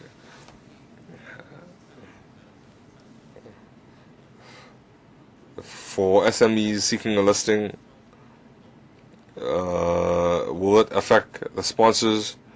Will it affect Hong Kong's financial status? Will it affect smaller companies? Will they find it very cumbersome? So this is a big problem for the government. If you want to criminalize everything and regulate everything, it exceeds the regulatory scope, it exceeds the criminal code. So wouldn't that affect competitiveness in Hong Kong? Do you want Hong Kong to shrink? Do you want the market to shrink in Hong Kong? Will sponsors will it be a big obstacle for SMEs to find a sponsor? Okay. A lot of good questions there, but quite a few of them. But I think fundamentally, the question of Hong Kong competitiveness, again, is a good question. But I think our judgment is that, on balance, the package of proposals, both legislative and non-legislative, are about right. Because what we are focused on really, really hard is the question of market quality. And we want to make sure, so far as possible and so far as reasonable, we have enough both legislative provisions and also SFC code and listing rules provisions in place to encourage the industry to ensure that they kick the tires of a prospective listing applicant really hard to make sure only good companies, in the broader sense, list in Hong Kong. Oh, Chairman, next. also follow up on the paragraph 23. The paper only mentioned that there have been no Hong Kong case law on this specific aspect. Yeah. Have there been other case law? Have this other aspect in common law jurisdiction? There has, in particular, in Why not this quoted out? Let us have a full picture. You have selectively put in that paragraph, although that it's give us a wrong impression. There's no other case law which actually justify not having your case to be supported. So I think, if you can give us what are the case law that go against your requirement for this additional power to be vested in SFC. I mean, just for the full give us a full picture of the whole case. Okay. Any comment? Well, I think if we could pick that up when we introduce the bill. No, Chairman. I think we are now looking from a FA panel point of view. I like to have all the full pictures before actually I go into the bill. Okay. I think it's very important that information must be given in full. Okay, can you present us? Yeah, sure. Again, I was trying to keep it short. I mean, the purpose of that paragraph Or with supplement information? is we can certainly supplement. Yeah, I Okay. just ask Yeah. supplementary information. 補充資料好冇？好啦，第三位係 Miss Regina Yip. Chairman, I need to declare I have relatives who work as sponsors. They also work in the Hong Kong Exchange listing division, but I have no interest. Aside from that, there are other sponsors and lawyers who approached me about the regulatory measures. So I have a few questions. First, the SFC wants to, the reasons for strengthening regulation I understand, because they don't want dishonest companies listed in Hong Kong but in paragraph 28, SFC says the sponsors' criminal liability burden of proof is similar in Singapore, Australia, UK, and US. But as far as I understand, the concept of sponsors is very unique in Hong Kong. Is that the case? Is it because we have a unique market in Hong Kong?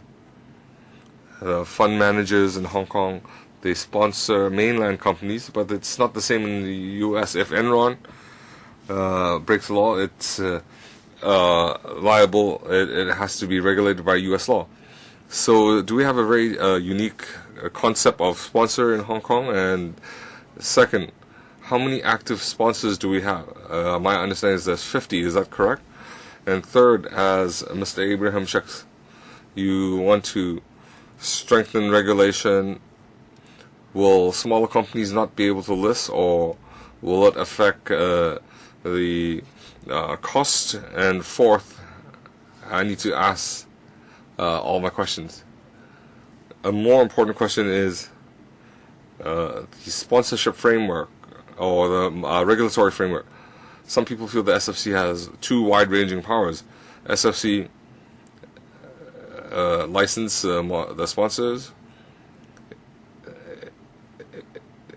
It issues codes of conduct, due diligence requirement.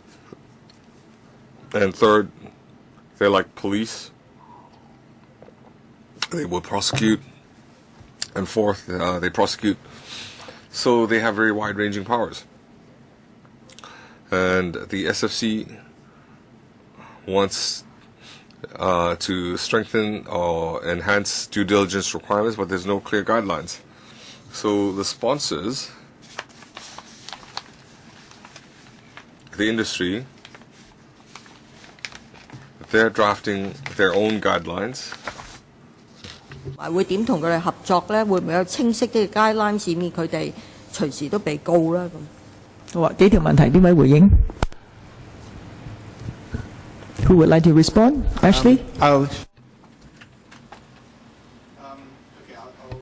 deal with three of those, and I'll pass over to Brian for the other. The question of are sponsors unique? In a sense, they are. Each regulatory system and each jurisdiction will have unique features, but they're effectively the analogue of underwriters in other jurisdictions, and underwriter responsibility and liability. But clearly the focus in Hong Kong is on sponsors because they are charged with having a very specific role in particular in relation to diligence and disclosure. The question of whether or not this proposal or the set of proposals would discourage smaller companies from listing, or whether there's high costs, etc. I think that because they're directed at ensuring that companies, no matter of what size, are listed under high-quality disclosure, there's therefore no discrimination against any companies, large or small, because the same standard applies across.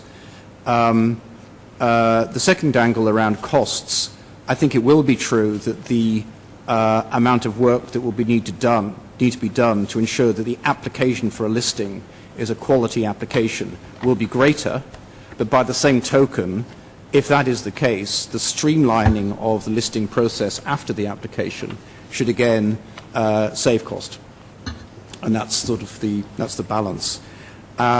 So far as the SFC and its powers are concerned, you're right that we license sponsors, and that's one sort of angle we have on sponsor work.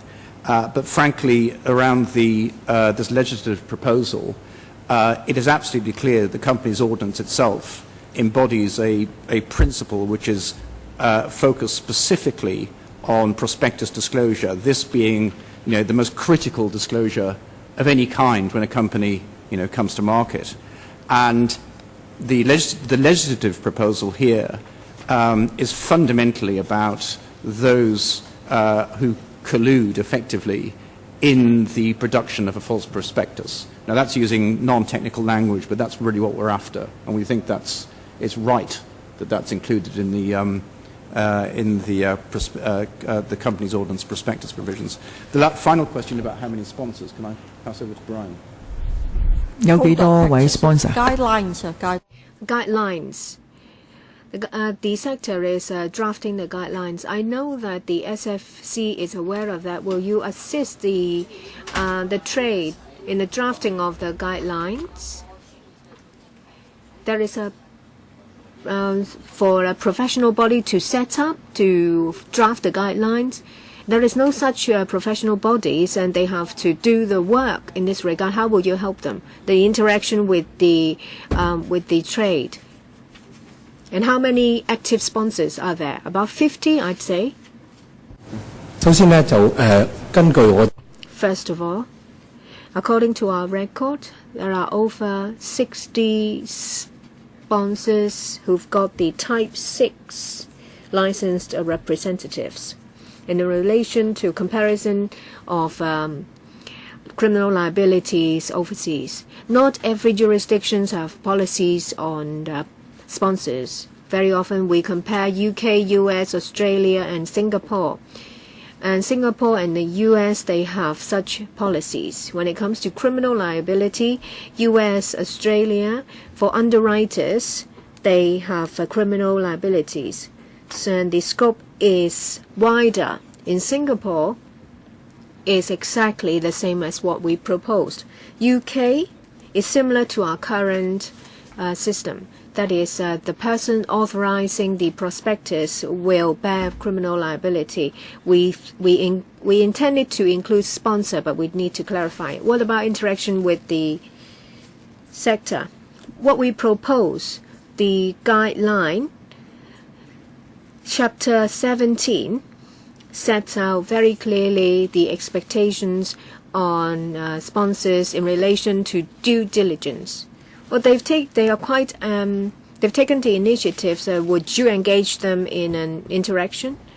Yes, that is very important. As Mrs. Yip said, we have to maintain communication with the market to enhance understanding. This will be conducive to the implementation of enforcement. And very often with adjustments or amendments, we will formulate guidelines for practitioners. We encourage the SFC to do it. Perhaps next time, if we get our endorsement, this will be followed up in the Bills Committee. And their participation in the drafting of guidelines is reasonable. Next, Mr. Albert Ho.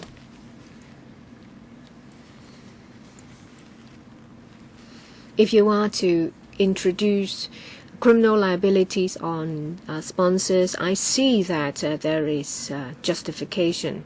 You've taken reference from overseas jurisdictions. But when it comes to increasing the power of the SFC, I feel that I have to be extra careful. I have reservations because what you do is too it's not known to us. Whether it's handling of complaints, investigations, was the process of investigation, and the results are not made known to the public. Every time we ask the FS or the secretary, they say that there is confidentiality. Yes, but you also have public responsibility.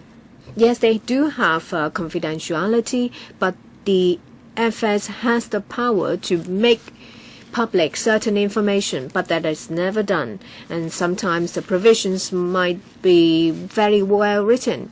There may be civil liabilities. It's also a provision in the company's ordinance, but we don't even know whether there will be a hearing in the MMT.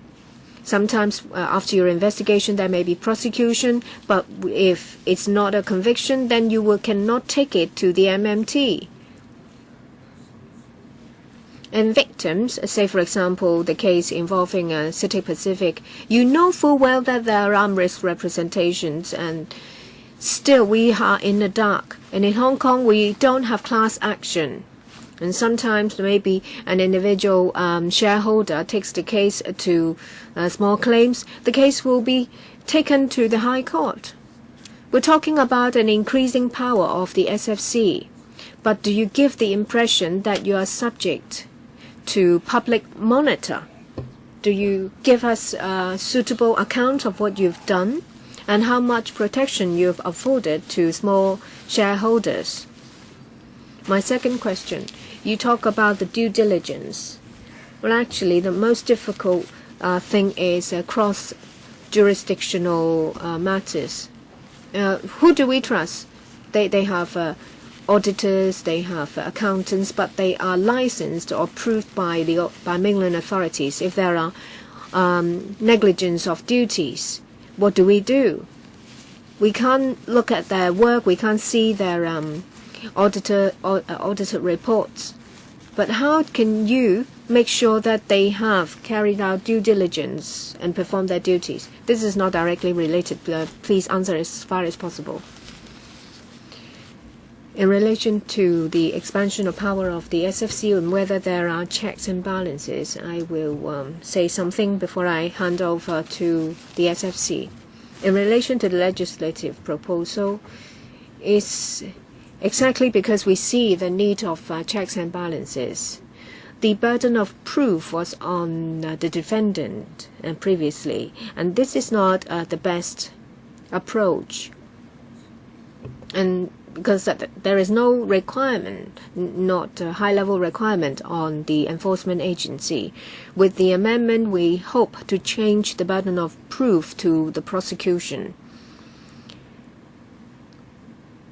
The prosecution will be made by the public director of public prosecution of the DOJ. And there is a high burden of proof. There is a high standard of proof. And when it comes to due diligence, I'll defer to the SFC. Who is to take the question, Mr. Ashley or Mr. Elder or Mr. Ho? I'll answer in relation to due diligence. Mr. Ho raised 2 points. First, cross-border. 2, relationship with expert reports. We require sponsors. Our requirements on sponsors are cross-jurisdictional. Whether it's overseas or on the mainland, the sponsors, in carrying out due diligence, will have to actually go to that place instead of relying on a third party. Their responsibility involves their going to the particular place involved. In relation to expert reports, we have set out clearly the roles of experts and sponsors. We don't want the sponsor to repeat what the experts have done, but when it comes to delineation of what experts should be doing and whether they should have the experience and qualifications, and when experts are making assumptions, the sponsors will have to also look into these assumptions or premises. And when sponsors receive information, they should be in line with the information in the expert report, and on material matters there should not be any discrepancies, otherwise we'll have to be reconciled. About due diligence of overseas jurisdictions, they will have the responsibility to look into the information supplied by overseas accountants. So they are responsible for what happens overseas as well. Next, Mr. Zhang Feng. In relation to boosting market confidence and to improve the overall work of sponsors and the consultation paper, I support them strongly. In recent years, a lot of listed companies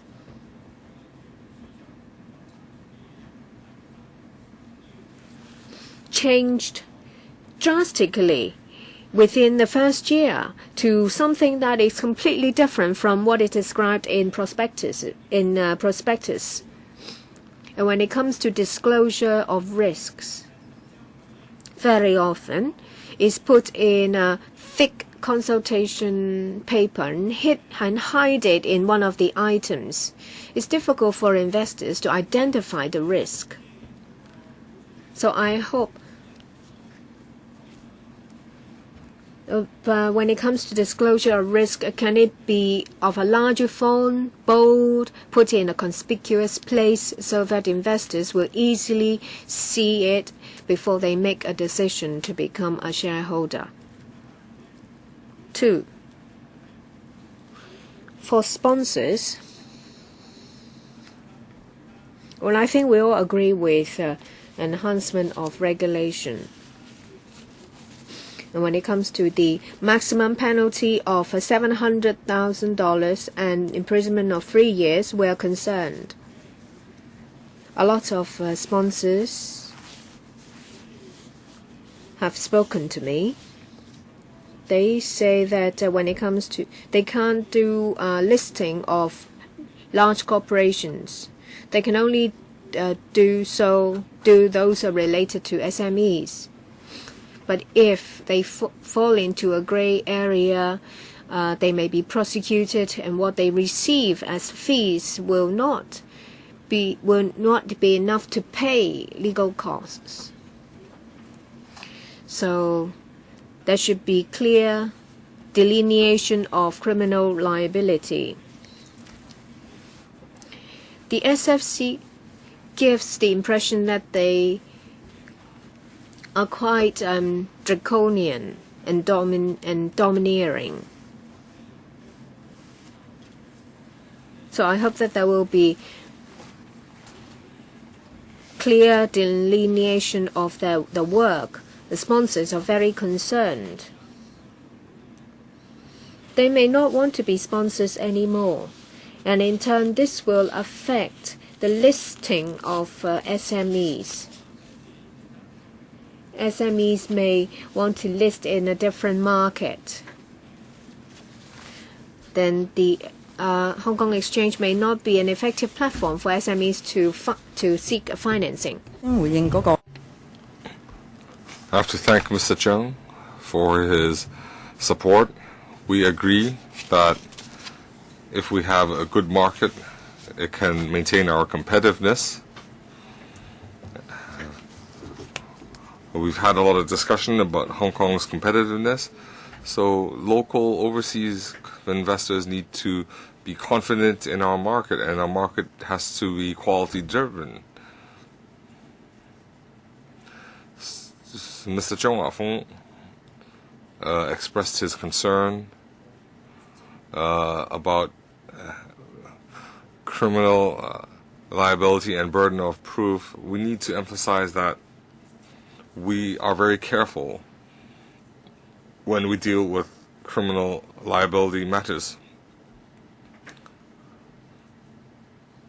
We need to be very clear in our targeting, and we also have very stringent burden of proof.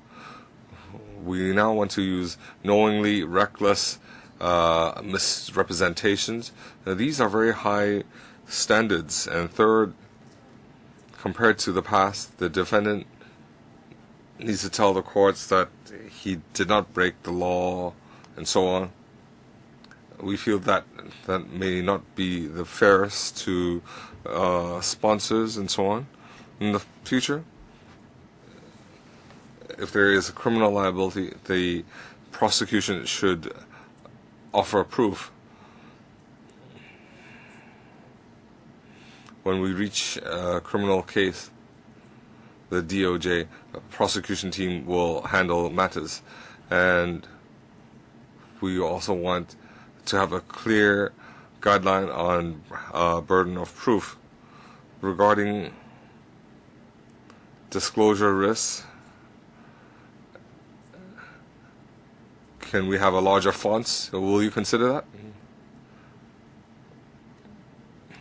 That is a specific proposal. You've heard it anyway, you can consider it.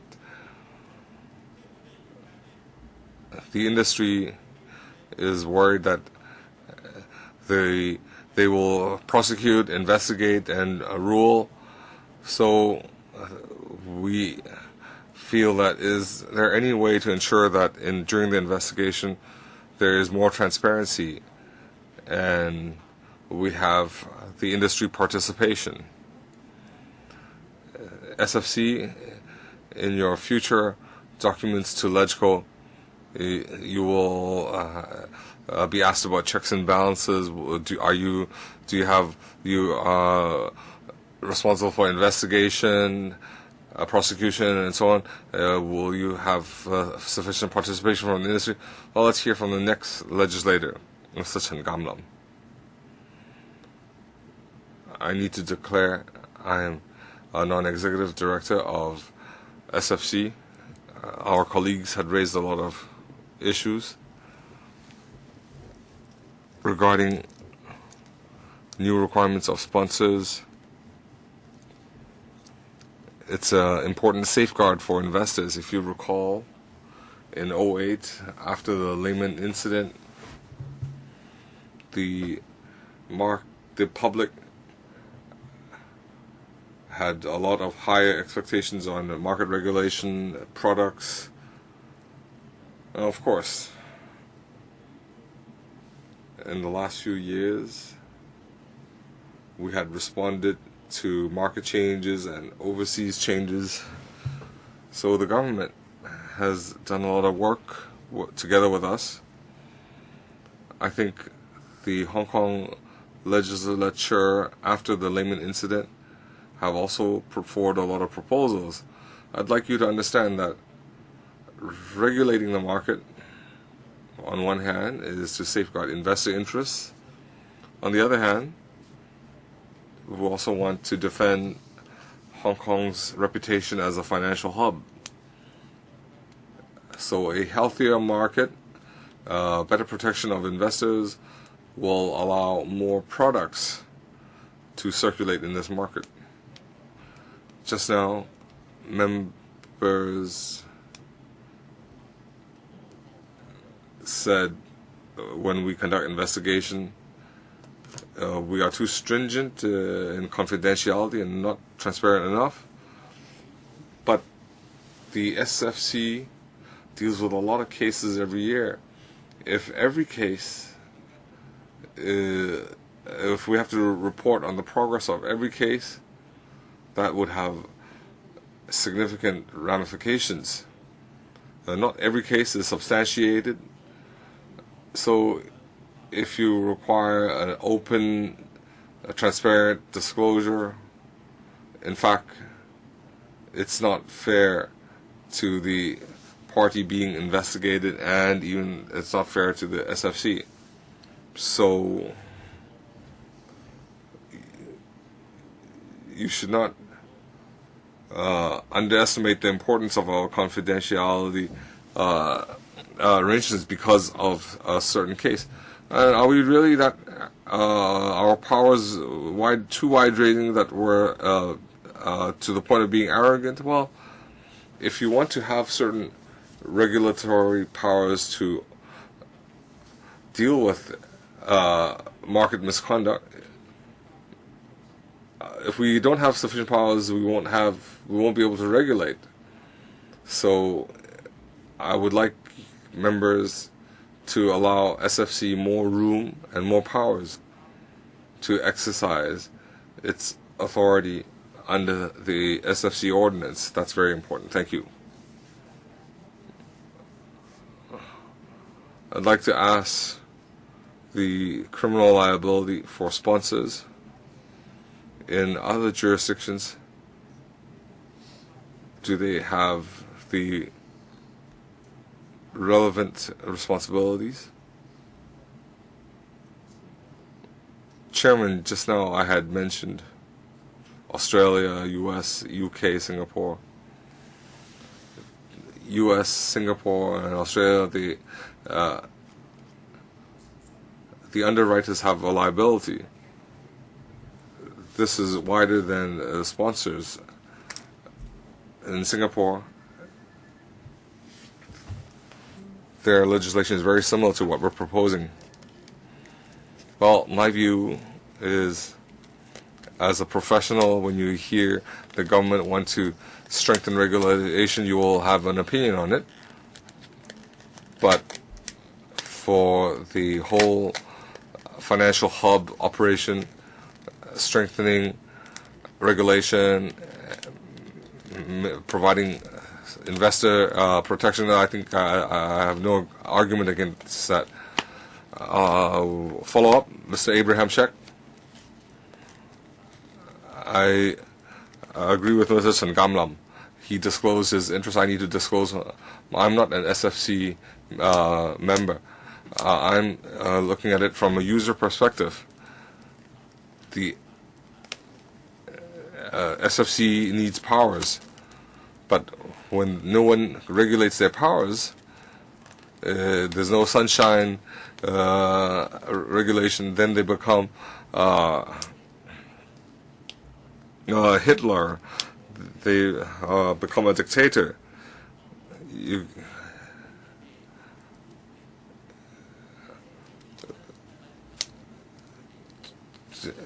do we need such a system? Hong Kong needs a sunshine regulation. As Mrs. Hangano said,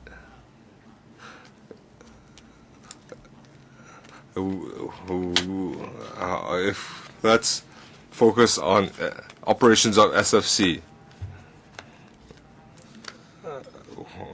We're not, if you can follow up on separate venues, but let's focus on SFC, Ms. Regina Yip. I agree with Zheng Wafeng and Abraham Sheck saying that SFC is dealing with everything from investigation to prosecution. Mr. Hao Yintong said the sponsor has to knowingly and recklessly provide false information. You recall, Chairman, last year when we did the company's ordinance, Section 399 handled reckless, and there were a lot of objections because according to the recent law, if you didn't review certain information, it could be deemed reckless. Mr. Albert Ho, my question is relevant because if you don't review the framework of the structure, I might not support expanding your powers. Very simple. I'm not, as Mr. Sangalam says, that everything has to be disclosed. That's another extreme. You can look at ICAC. At least the complainant, they will be notified. If it's not substantiated, they will tell the complainant that it's not substantiated. But this is a black box. ICAC also has an operations review committee. They will monitor substantiated cases. They have a practice review. Well, that's not the same.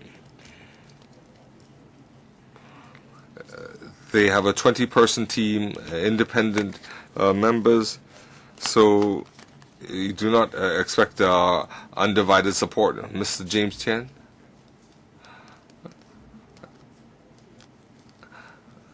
I agree with Mr. Albert Ho. The business community supports SFC, but they haven't handled everything along our interests. Okay, SFC has heard opinions. I need to ask anybody object to submitting this to the LegCo. You need a comprehensive review of them. Yes, you can still express your views. If they're Mr. Abraham Sheck, I support, but they need to provide us with a full set of documents. I don't want to have it submitted at the Bills Committee stage. So the administration, you need to anticipate that at the Bills Committee, the legislators will seek your response. So please consider the suggestions and please respond to the documents that they asked for. Okay, we have to conclude this item. As you said, the SFC needs to interact with the industry more frequently. You have to communicate with them in drafting guidelines, and when we convene the Bills Committee, we will have opportunities for more dialogue. We'll have to conclude this item. Next item is also SFC related.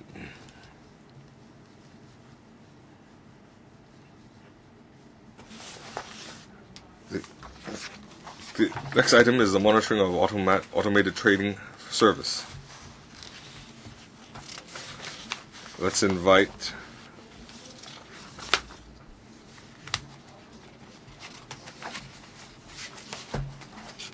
we still have other officials attending. The have prepared paper 06 1128/1213 bracket 06.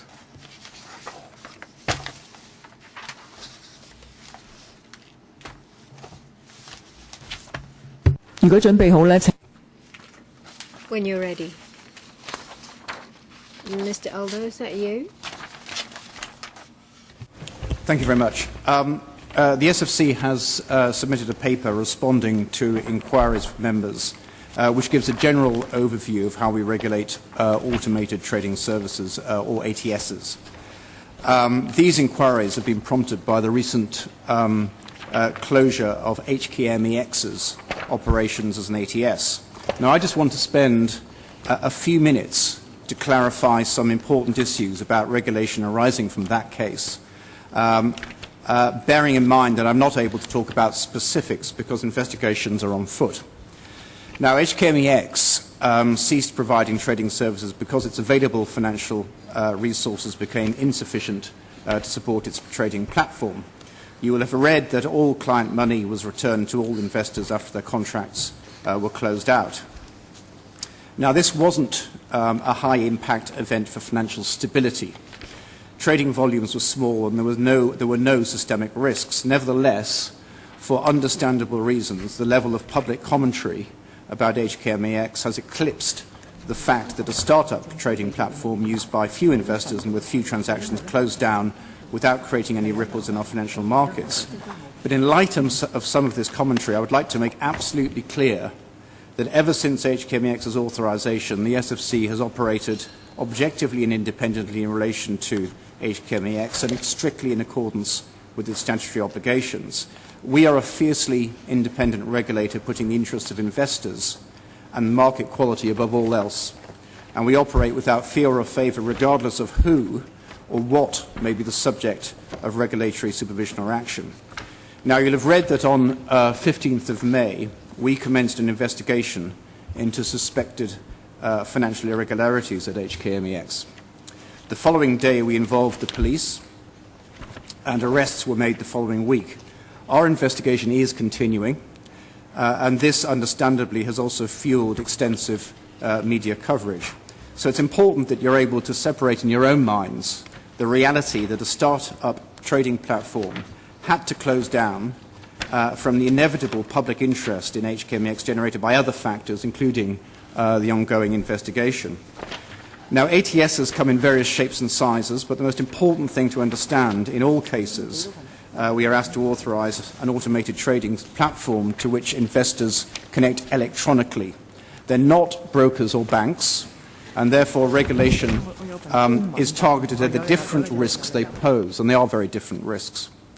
The platform is the interface with the investors we're charged to protect, and if it has problems, investors can be harmed. That is why ATS regulation is laser-focused on the stability, transparency, and operational integrity of the platform itself. It's also important that an ATS has sufficient financial resources to sustain its trading operations. This doesn't mean that it must be profitable. Startups rarely are. As made clear in our own ATS guidelines, there are very few international examples of financial or prudential regulation for market operators, unlike the well-developed financial regulation of dealers and banks. This is no doubt partly because market operators typically do not act as trading counterparties, nor hold clients' securities and funds. So the closure of HKMEX's futures market was not like the failure of a broker. HKMEX did not hold client assets that needed to be protected by more draconian actions, as sometimes happens when brokers fail. As a trading platform and not as a broker, HKMEX did not hold or deal with any client money. All financial obligations arising from trades in its futures were handled by a separately authorized clearinghouse in London, which is completely independent. This means the regulatory treatment of HKMEX was markedly different to cases where client assets may be at risk. Instead, our focus was on orderly, by which I mean panic-free, wind down and closure of positions, bearing in mind that market participants, investors and many other parties were also affected. Now, with this background, I should also tell you something about our attitude when an ATS appears to be running short of funding. Again, our overriding concern relates to investors and the integrity of the trading system. Financial sufficiency conditions that may have been required when an entrepreneurial ATS is first set up in the expectation of high projected trading volumes or more products may no longer be relevant if the actual level of trading or the product range falls short. If low revenue and declining net assets means that the viability of an ATS becomes uncertain, our job is to make sure that there is still a sufficient financial buffer to ensure that if operations cease, investors who use the platform are protected. And we also may take other action, including, and this is important, insisting on a market exit plan to deal with potential closure, more frequent reporting of financial information, and halting the authorization of new product launches. We deploy these supervisory tools exercising reasonable judgment and expertise based on information given to us by the management of an ATS, who are obliged under the law and regulation to be honest and open when reporting to us. A proportionate and specific response to a regulated firm or platform in difficulties does not denote flexibility or favoritism. On the contrary, we direct far greater supervisory intensity at the situation. And I can confirm that we acted no differently in relation to HKMEX. I can also tell you that if we suspect serious financial irregularities, we do not hesitate to take immediate action to protect the public. We have done so on numerous occasions and in the past, and HKMEX was no different. And I would also like to deal with the process of withdrawal of HKMEX's authorization, because that came in for some comment. First, the SFC was obliged to give HKMEX procedural fairness or notice of its intention to withdraw the authorization before doing so, and that is not unwarranted flexibility. It's a legal obligation. Secondly, on 16th of May, we decided irrevocably to withdraw HKMEX's authorization. We gave it no choice because it had failed to comply with requirements to maintain sufficient financial resources. HKMEX decided not to dispute our decision, which was clearly the most desirable outcome. It meant that HKMEX would be able to plan its handling of the consequences of the decision, including its communications with brokers, investors, and its clearinghouse in a more orderly fashion, and in fact this is what happened. The withdrawal notice was served the next day, which was a public holiday, and announcements were made before HKMEX's market was due to reopen the following Monday. I should be clear that our withdrawal of the ATS authorization does not affect any enforcement action we may take.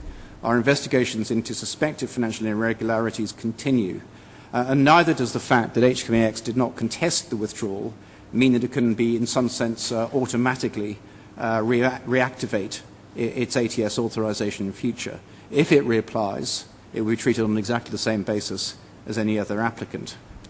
I should also like to touch on communications with government. As a market regulator, we of course keep the government informed of matters that may affect policy objectives and financial stability, or which may have public interest or policy implications. However, I'd like to make clear that at no stage did the SFC receive any direction or instruction from government on how to handle any issues concerning HKMEX. We acted independently throughout, and we continue to do so. So I hope that clears up some misconceptions about how we deal with ATS regulation and why that is important to a proper appreciation of the principles we applied as a regulator of HKMEX. We would be happy to discuss or answer questions, but bearing in mind that we cannot disclose information that might affect continuing investigations into HKMEX. Thank you. Hi.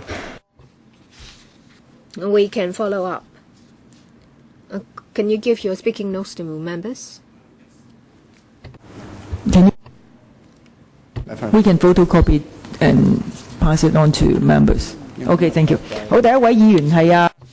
First member, 3 minutes each. First, Mr. Dennis Kwok. There are 3 members who would like to speak. Mr. Dennis Kwok. Thank you. Of course. Let me read a list. Dennis Kwok, Albert Ho, James Toh, Christopher Chang, and Chen Kin Po. Ibrahim Sheikh. Mr. Dennis Kwok. Of course, I understand that the investigation is afoot. It's inappropriate for the SFC to discuss individual cases. So I'm asking questions on policies. In relation to the licensing regime of ATS, if we see that in January, an ATS provider, in accordance with according to papers of the company's registry, shows that they have financial difficulties and they need to issue rights of 100 million US dollars, and still the form SC1 is still not registered with the registry. It shows that they have problems in January, and so far they have failed to raise funds. And it was only until May that the SFC took action. So we're talking about over 4 to 5 months before the authorization is withdrawn. How come the SFC has given so much time for this ATS provider to raise funds? In January, there are signs that they are encountering financial difficulties. How come that it's taken so long for them to take action? And Mr. Alder said that in this matter or other matters, they have not received any instructions from the government as to how to handle the matter. But will the SFC regularly report to the relevant government officials about their work? If so, how often are these reports? And to what extent is the disclosure made? Who is to take this question? Mr. Alder. You're quite right. We can't discuss anything specific about HKMEX because of the investigations. All I should say in relation to financial sufficiency, which I think was the subject of your first question, is that as a regulator, what we are focused on, as I mentioned in my opening, is fundamentally on the protection of investors. So when we are looking at a platform which may be financially stressed, one thing we would be absolutely clear about is, firstly, the intensity of our supervision would rise, and you would expect that, and that's that. And secondly, we'd be particularly focused on the extent to which any firm or in this case a platform has sufficient resources that if it is closed or if it decides to close, then it has enough of effectively of a buffer to be able to wind down its operations without any significant market impact. And that's fundamentally how we deal with it. But I'm afraid I'm not able to answer specific questions about the exchange for the reasons I've mentioned. 咁第二個問題呢？ What about the second question? In relation to the regular exchange between SFC and the government official. As I mentioned, the SFC does maintain a regular dialogue with the government in relation to its activities as market regulator, and we do keep officials broadly informed of a range of important issues. But for confidentiality reasons, I'm not at liberty to disclose the details of those meetings. And clearly, as I mentioned in relation to HKMEX, we have an investigation ongoing. But I would like to emphasize from the SFC's perspective, because we are an independent regulator, at no point during this, in relation to this matter, were the SFC, did they receive any direction? We weren't put under any pressure. In fact, nothing along those lines was evident to any of us at all. We operated independently throughout. 好，第二位議員係啊。Second member, Mr. Albert Ho. I understand that in this meeting, the SFC representative or government representatives are reluctant to say anything which will affect the investigation. I fully understand that. But when it comes to the handling of the Hong Kong MX, it has drawn a lot of public attention as to why they have failed in their regulatory duties and whether there are different standards. I give you an opportunity to clarify so that you can vindicate your good name, because the SFC is very important, just like the ICAC. Well, when I say that you have failed in your regulatory duties, well, whatever you say you have to wait till there is sufficient evidence before you intervene. You have to give them time to sort out their finances. But one of your executive directors said, Mr. Chen Kam-lam said that something happened a year ago, and there were also rental in arrears. I'm not going to go into details, but will you require licensed platform to have sufficient financial reserve? When you're operating a company, you will have to have reserve. We're talking about a market. There is only one mercantile exchange. There is only one mercantile exchange, and this is the only one. If they have problems paying their rent, then you have to tell me what a financial reserve you expect them to have. And do you think that 1 year is not a long time? And Christopher Zhang came out to say, which is quite shocking to us, that if it's a similar situation happening to brokerage firms, and you would not wait to close them down. So is it the case that it's because the owner of the Hong Kong MX is an influential figure, and that's why you have to be extra careful in your enforcement? So you won't act like you're dealing with brokerage firms. You will wait for them to surrender the authorization. I'm sorry, you did not withdraw it. They surrender it. So it seems that you're giving them face. So I'll give you an opportunity to respond. In relation to regulatory duty, I think what I would like to point out is that we did a few things quite recently. One of which is we did decide on, as I mentioned in my opening statement, we did decide on irrevocably that the authorization would be withdrawn. It was a good thing that the exchange decided to cooperate, and it did, which meant that our principal objective of ensuring that the winding down of client positions took place in an orderly fashion. So that's the first point about I think the question you raised about the sort of voluntary aspect of that. Fundamentally, we gave the exchange no option whatsoever. Secondly, we would, in terms of the question about is it different for a broker as distinct from a trading platform, it is, because they're two entirely different animals. A broker is an intermediary that holds client assets, and we're absolutely focused under a different set of regulations that actually apply to an ATS on making sure that client assets are protected. And that's really, really important. The trading platform doesn't handle any client assets whatsoever. It's an electronic platform. Our focus in relation to the platform are its operations, do they operate properly? Are they sufficiently transparent? Are they reliable, etc.? That's the main focus.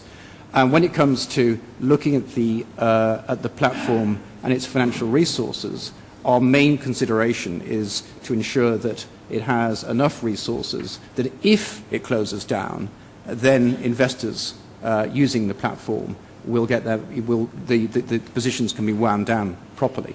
That's really the considerations we take into place. So they aren't the same animal as a broker, and because they're not the same animal, they shouldn't be treated in the same way. That's not a question of favoritism, it's a question of the fact they're just simply different.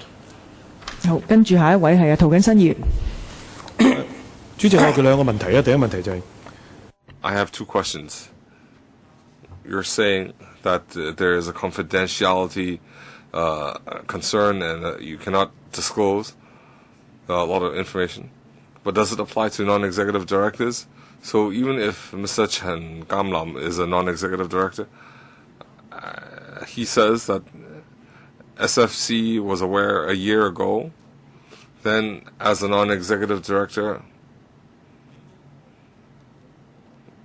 does he need to maintain confidentiality? If not, then you can also disclose some material. If confidentiality is required, then why does Mr. Chen Ganlam need to confirm this information? Second, you said that the broker and ATS are two separate animals.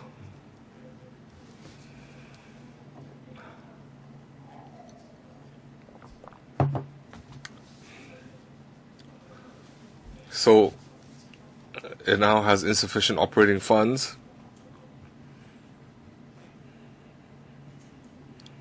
Are you saying it's unimportant, or how important are operating funds? You have to bear in mind, if there are insufficient operating funds,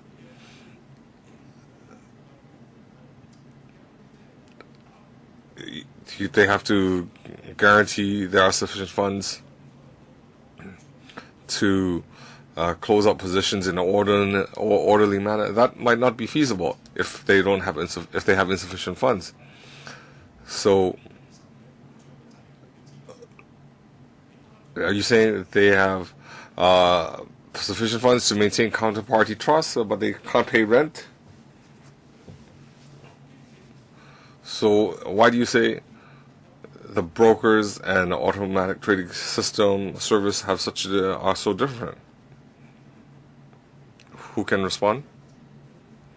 You're in the queue, Mr. Chan. I do not wish to speak, but Mr. Albert Ho and James Ho mentioned my name. I just want to clarify.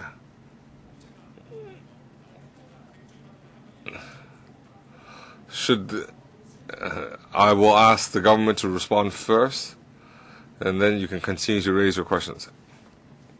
Right. Okay. Taking those in turn. I mean, clearly, Mr. Cham Lam, I think he's going to speak shortly. I suspect when he was speaking a few days ago, he was aiming to do pretty much as I've done, which is to recap basically on how we regulate ATSs. And I would reaffirm that so far as what I'm able to disclose right now, it is the case that we are investigating, and therefore I am constrained in what I'm able to say. I think that's the first point. The question of brokers and ATSs being different animals, I'd reiterate, yes, they are. And the way in which we deal with them is very, very different. That is, there are a number of reasons for that, but one of the reasons is the fact that ATSs do not hold client assets. And I couldn't emphasize that enough. The other reason I mentioned earlier on is that what we are focused on is effectively integrity and stability of an electronic trading platform. And that's what our ATS guidelines are all about. But still, and I mentioned this in my opening, it is clearly the case that we need to look at financial sufficiency, albeit in a different context where client assets are not at risk. And the focus of financial sufficiency from our perspective is mainly to do with ensuring that there is a sufficient buffer to enable this to happen. Okay. He mentioned the term animals twice. We're not animals, we're professionals.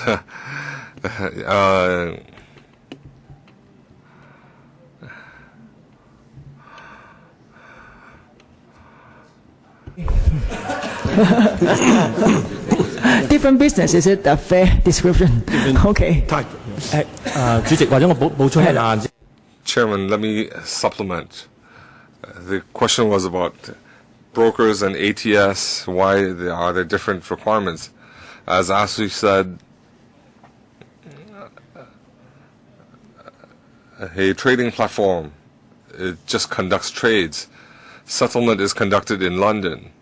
So Ashley said they don't contact customer assets. It's not gone through the exchange. That's the first point. The exchange just provides a platform for transactions. So our regulation versus a broker. But brokers will conduct brokerage business, such as margin loans. They might have their own positions. So there is a market risk in addition to operation risk. So we focus on operation risk. If they conduct clearing business, there's credit risk, but they don't have clearing business. But brokerage business can involve credit, loans, and so on. So the two are separate issues, entities. So that's how we perceive the two entities. Mr. Zheng Wafeng, according to paragraph 4 and according to part 5, a provider of ATS service are different from brokers. They're saying that ATS service providers are non-clearing service. They do not hold customer assets. So transactions through MEX, the deposit money is placed in the London Exchange. So the London Exchange, there's only one customer, that is the Hong Kong MEX. So MEX, all the money will have to be deposited with MEX and then forwarded to the London Exchange. So during that period, the MEX holds investor assets. So there is a risk. So we feel this explanation does not satisfy us. Another issue,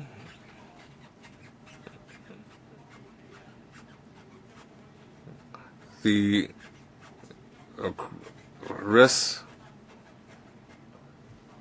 if they do not disclose, then there is a loophole. You cannot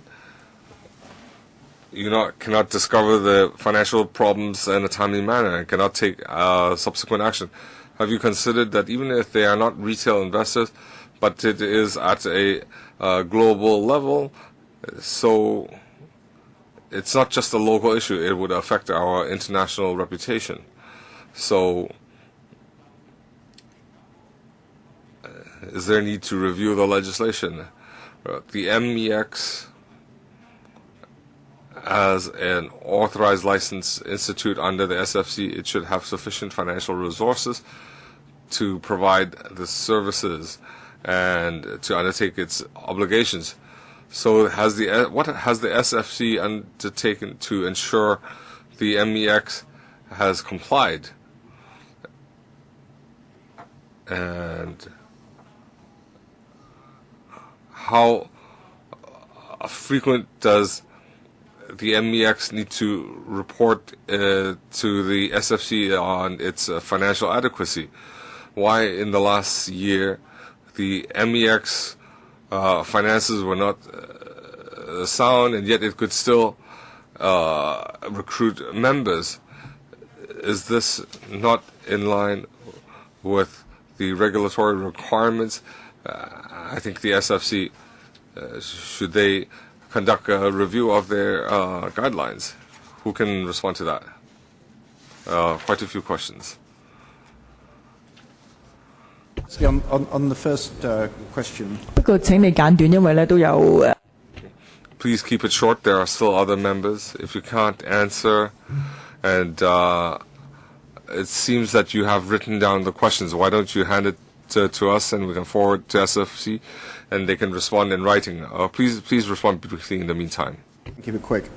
Firstly, in relation to the exposure to HKMEX by clients, we don't believe that the description given by the Honourable Member is correct. There is complete segregation in these circumstances between client assets and the exchange at all times, which is how this clearing operation works.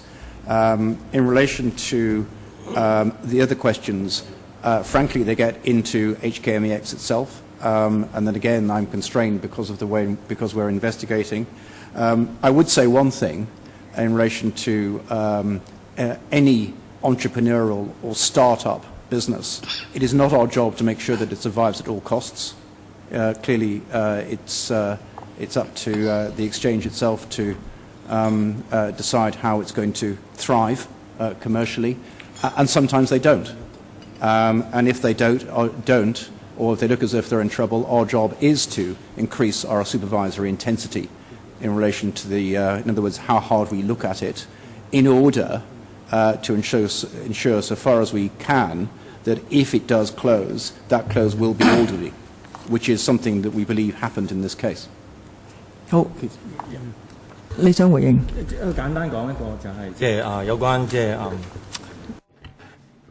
The exchange, put simply, their members are just transaction members. They don't have clearing members. Their clearing members are in the London Exchange. So if I'm a customer and I conduct a transaction, I have to find a broker, a local broker, with a Type 2 license, and this broker, or they have to have a clearing membership to do this business. So all the money is given to the clearing member, and the clearing member hands the money to the London Exchange. So after the transaction, the orders are forwarded to the exchange, to the clearing exchange. They have to have an account with a local broker. Well, if you agree, you can provide your written questions to SFC and they can respond in writing. Mr. Chan Ginbo, in your statement on the 21st of May, you said that the positions were closed out and MEX had refunded the deposits through the clearing exchange. So it seems that there shouldn't be any loss. But is it the case that no one suffered any loss? But if someone suffered losses, what protection do they have, and to whom should they seek compensation? And the chief executive said that they did not look at the financial viability of the business, but if it's found that there is a sustained losses, it's a sign. You said that you would enhance the regulatory intensity. We've seen past cases in which, on the face of it, there is an injection of funds, but in the end, they're not sustained, and it may involve fraud. Two questions. At financial viability, we do look at that.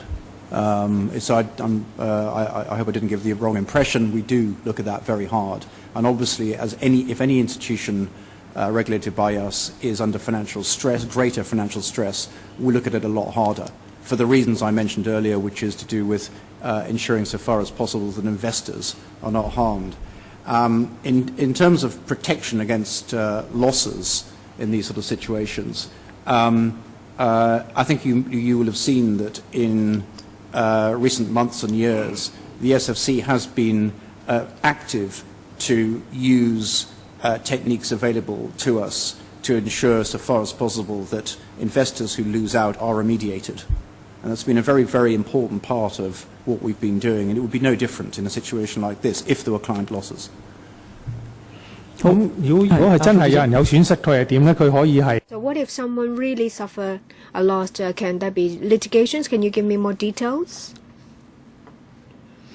In short, if a trading platform ceases to operate under their own rules or settlement houses, if it happens all of a sudden, the settlement houses can set a price to close all positions. Of course, some people may not be happy because they may think that the trading can continue. But the situation being like this, they can only accept the rules of the settlement. But they know that this is an eventuality, a possibility. Next, Mr. Ibrahim Sheikh. Operation first. The chairman of Hong Kong MX has been my personal friend for 18 years.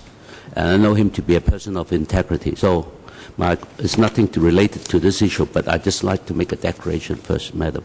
And second thing, I'm very happy that Mr. Ashley Adder have actually made a declaration that the SFC have neither given favor nor taken into consideration of any fear in administrating its licensing procedures. That I respect and I accept it.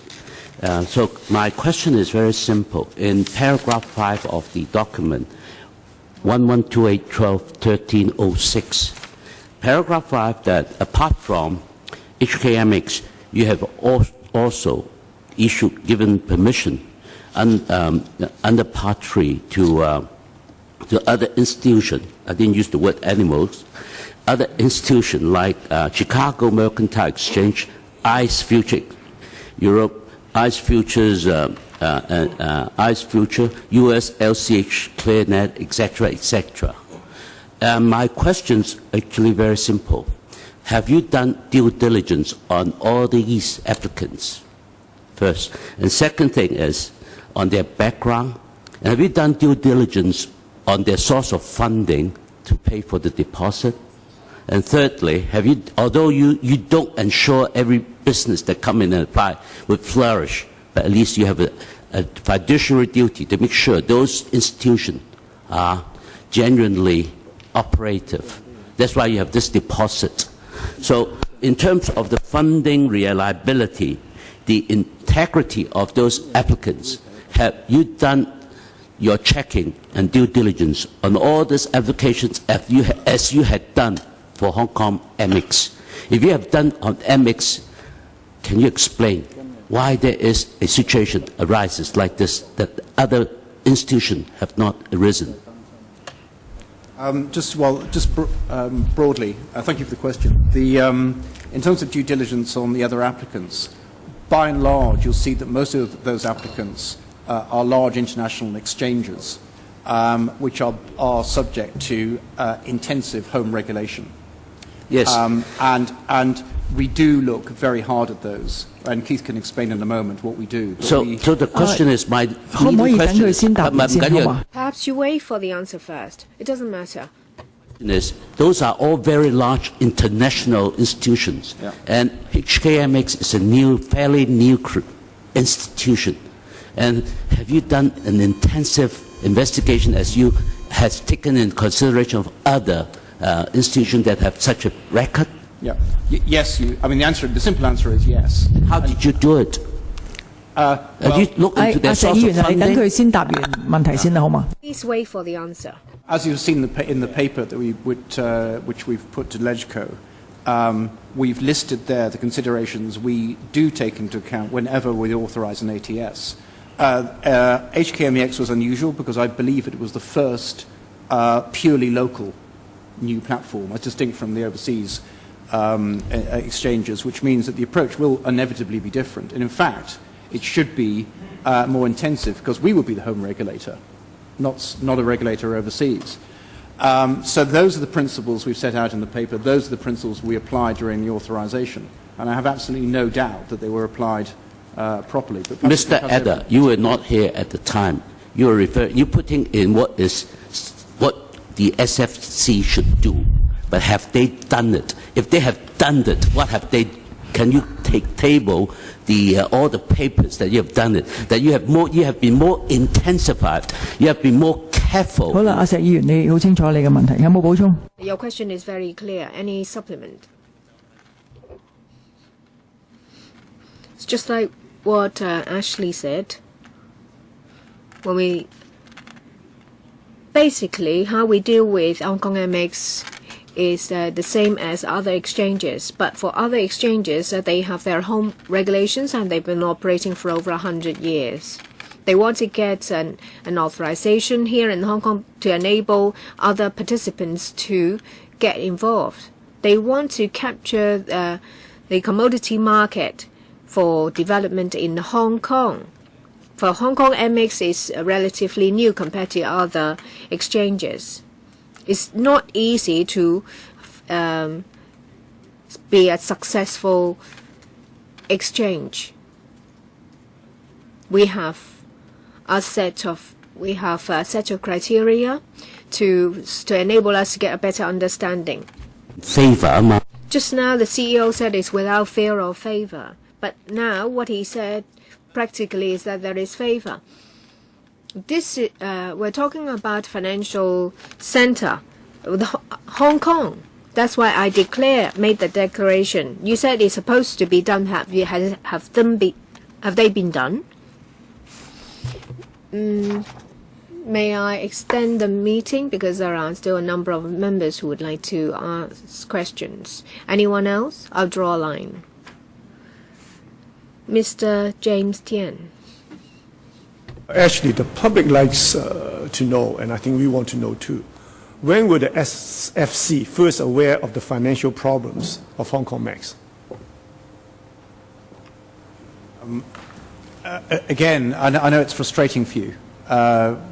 We have an investigation ongoing, and when I came to this meeting, I think I was clear that I couldn't talk about details in relation to HKMEX. But my question is just when were you aware of this? What I can say is this, is that I've tried to describe what we would do in this situation in relation to any ATS. What we would do, and it was no different for HKMEX at all, is that if there is evidence of financial stress in regular reporting to the SFC, then we would look at it far more closely, and the intensity of our supervision would increase, and you would expect nothing less than that. So that's the first point. The second point is that clearly if you look at what has happened, which is public, what we have done is that we have withdrawn the ATS authorization, and we've also, as you know, we've launched an investigation, and some information we've sent to the police, and our own investigation continues. So that's the situation right now. I can't go beyond that simply because facts about HKMEX could prejudice the investigation itself. It could also be unfair to those involved. And it's about as simple as that, I'm afraid. Thank you.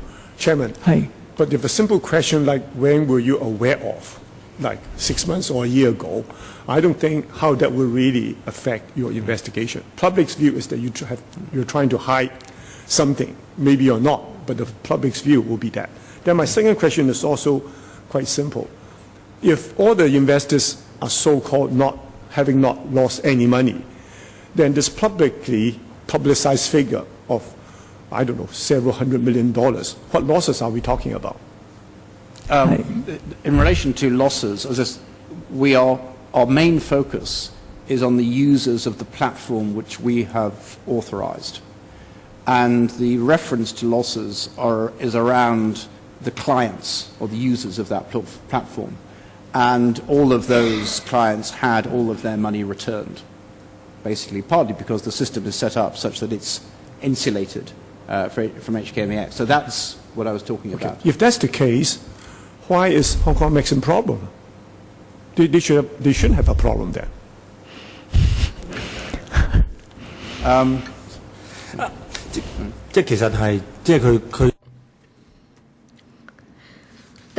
The scale of business is small, so not many investors are affected, but there is an operation cost. And they run into financial difficulties because of the huge difference between what they receive and what they incur. Mr. Chan Kam-lam, I declare I am a non-executive director of the SFC. I'd like to say and clarify in relation to what Mr. James Ho and Mr. Albert Ho said, that about what I said to the press, to the effect that I found a year ago that there are problems with the Hong Kong MX. Earlier, there were misunderstandings in the market that the treatment of the SFC towards the Hong Kong MX is different from brokerage firms, or that they are lax towards the Hong Kong MX and more strict with other brokers. I'd like to clarify. I think that the SFC has always been vigilant to market activities, regardless of the identity of market participants. Regulation is appropriate, neither too lax nor too strict. In relation to the financial situation of the exchange, we've been paying attention, we've been closely monitoring it, and we found in the past that there may be operation difficulties. It's not the case that we found that there were problems. Mr. Ho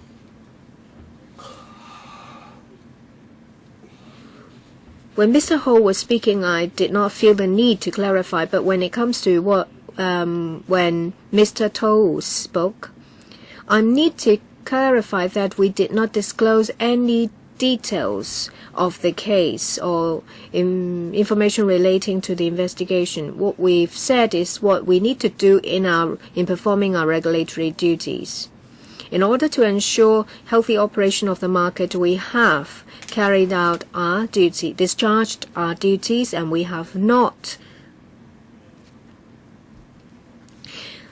don't have double standards. So I don't want any misunderstandings, and I don't want Chinese rumors causing unfair impression on the SFC. Chairman, in paragraph 11, on 16th of May, they decided to withdraw MEX authorization. That's very clear. But if you refer to the media, the MEX had voluntarily surrendered its license. Now these are two separate versions. Why didn't SFC say, no, we withdrew their license? That's a very important factual difference. Was there a special handling of a certain case? The SFC needs to respond to the public. I'd also like to have a response to Mr. Zheng Wafeng's question. Just now, Mr. Chen Galan said we were concerned about them for a year, and we allowed them to continue to recruit members because those members were not aware of their situation. Mr. Adler, could you respond? Two questions. To the withdrawal of the authorization, I think in our press release of the 21st of May, we've made clear that we proceeded to withdraw the authorization after HKMX decided not to contest our decision, which had been communicated only hours previously. And as I said in my opening statement, we effectively gave the HKMX no choice in the matter. What was important... Could you repeat what the date? May in our press release. What was important to us, and it is always the case whenever dealing with a platform or an intermediary, is that if there is going to be a termination and a winding down of the business, the overriding aim is that it's orderly. A withdrawal isn't an enforcement action. It's a withdrawal is basically stopping the platform from operating and ensuring that clients, in the case of a broker, but here users of a platform, are dealt with in a way that their positions are closed out in an orderly way and assets are returned. That's fundamentally what we're after. And if you can do that consensually, that is the right outcome. As you know, we've also made plain that there are separately, we have an investigation continuing, which is quite separate from the withdrawal.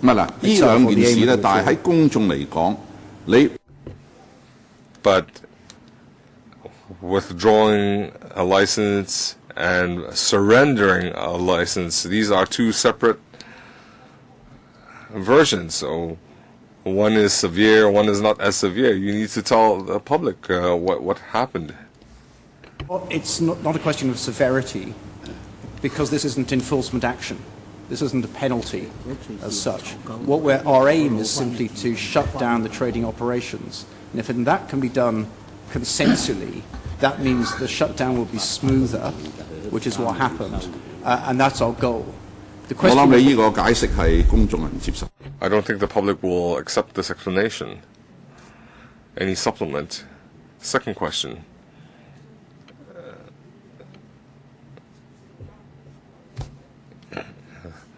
Prior to surrendering the license, they were still recruiting members.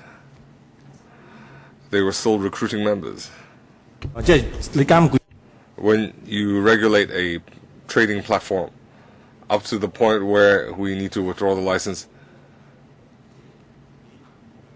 they allow members to conduct transactions, and they are still conducting their authorized activities. But when we decided to withdraw their license, they had to stop everything. Well, they recruit members, $20,000 membership fee. How do you ensure their investments are protected? Did they get a refund on their deposits? The $20,000?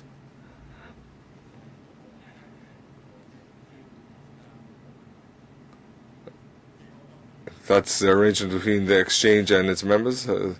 They might have waived or the membership fee, or there might have been a discount.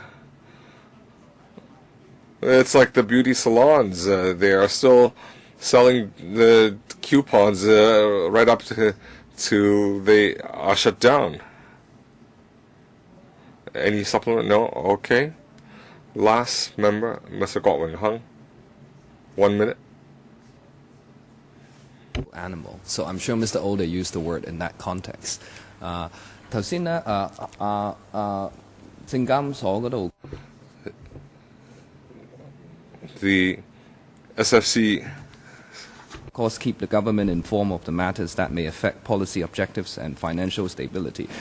嗱眾所周知就係香港政府其實 Well, as we know, the SFC is very concerned about commodity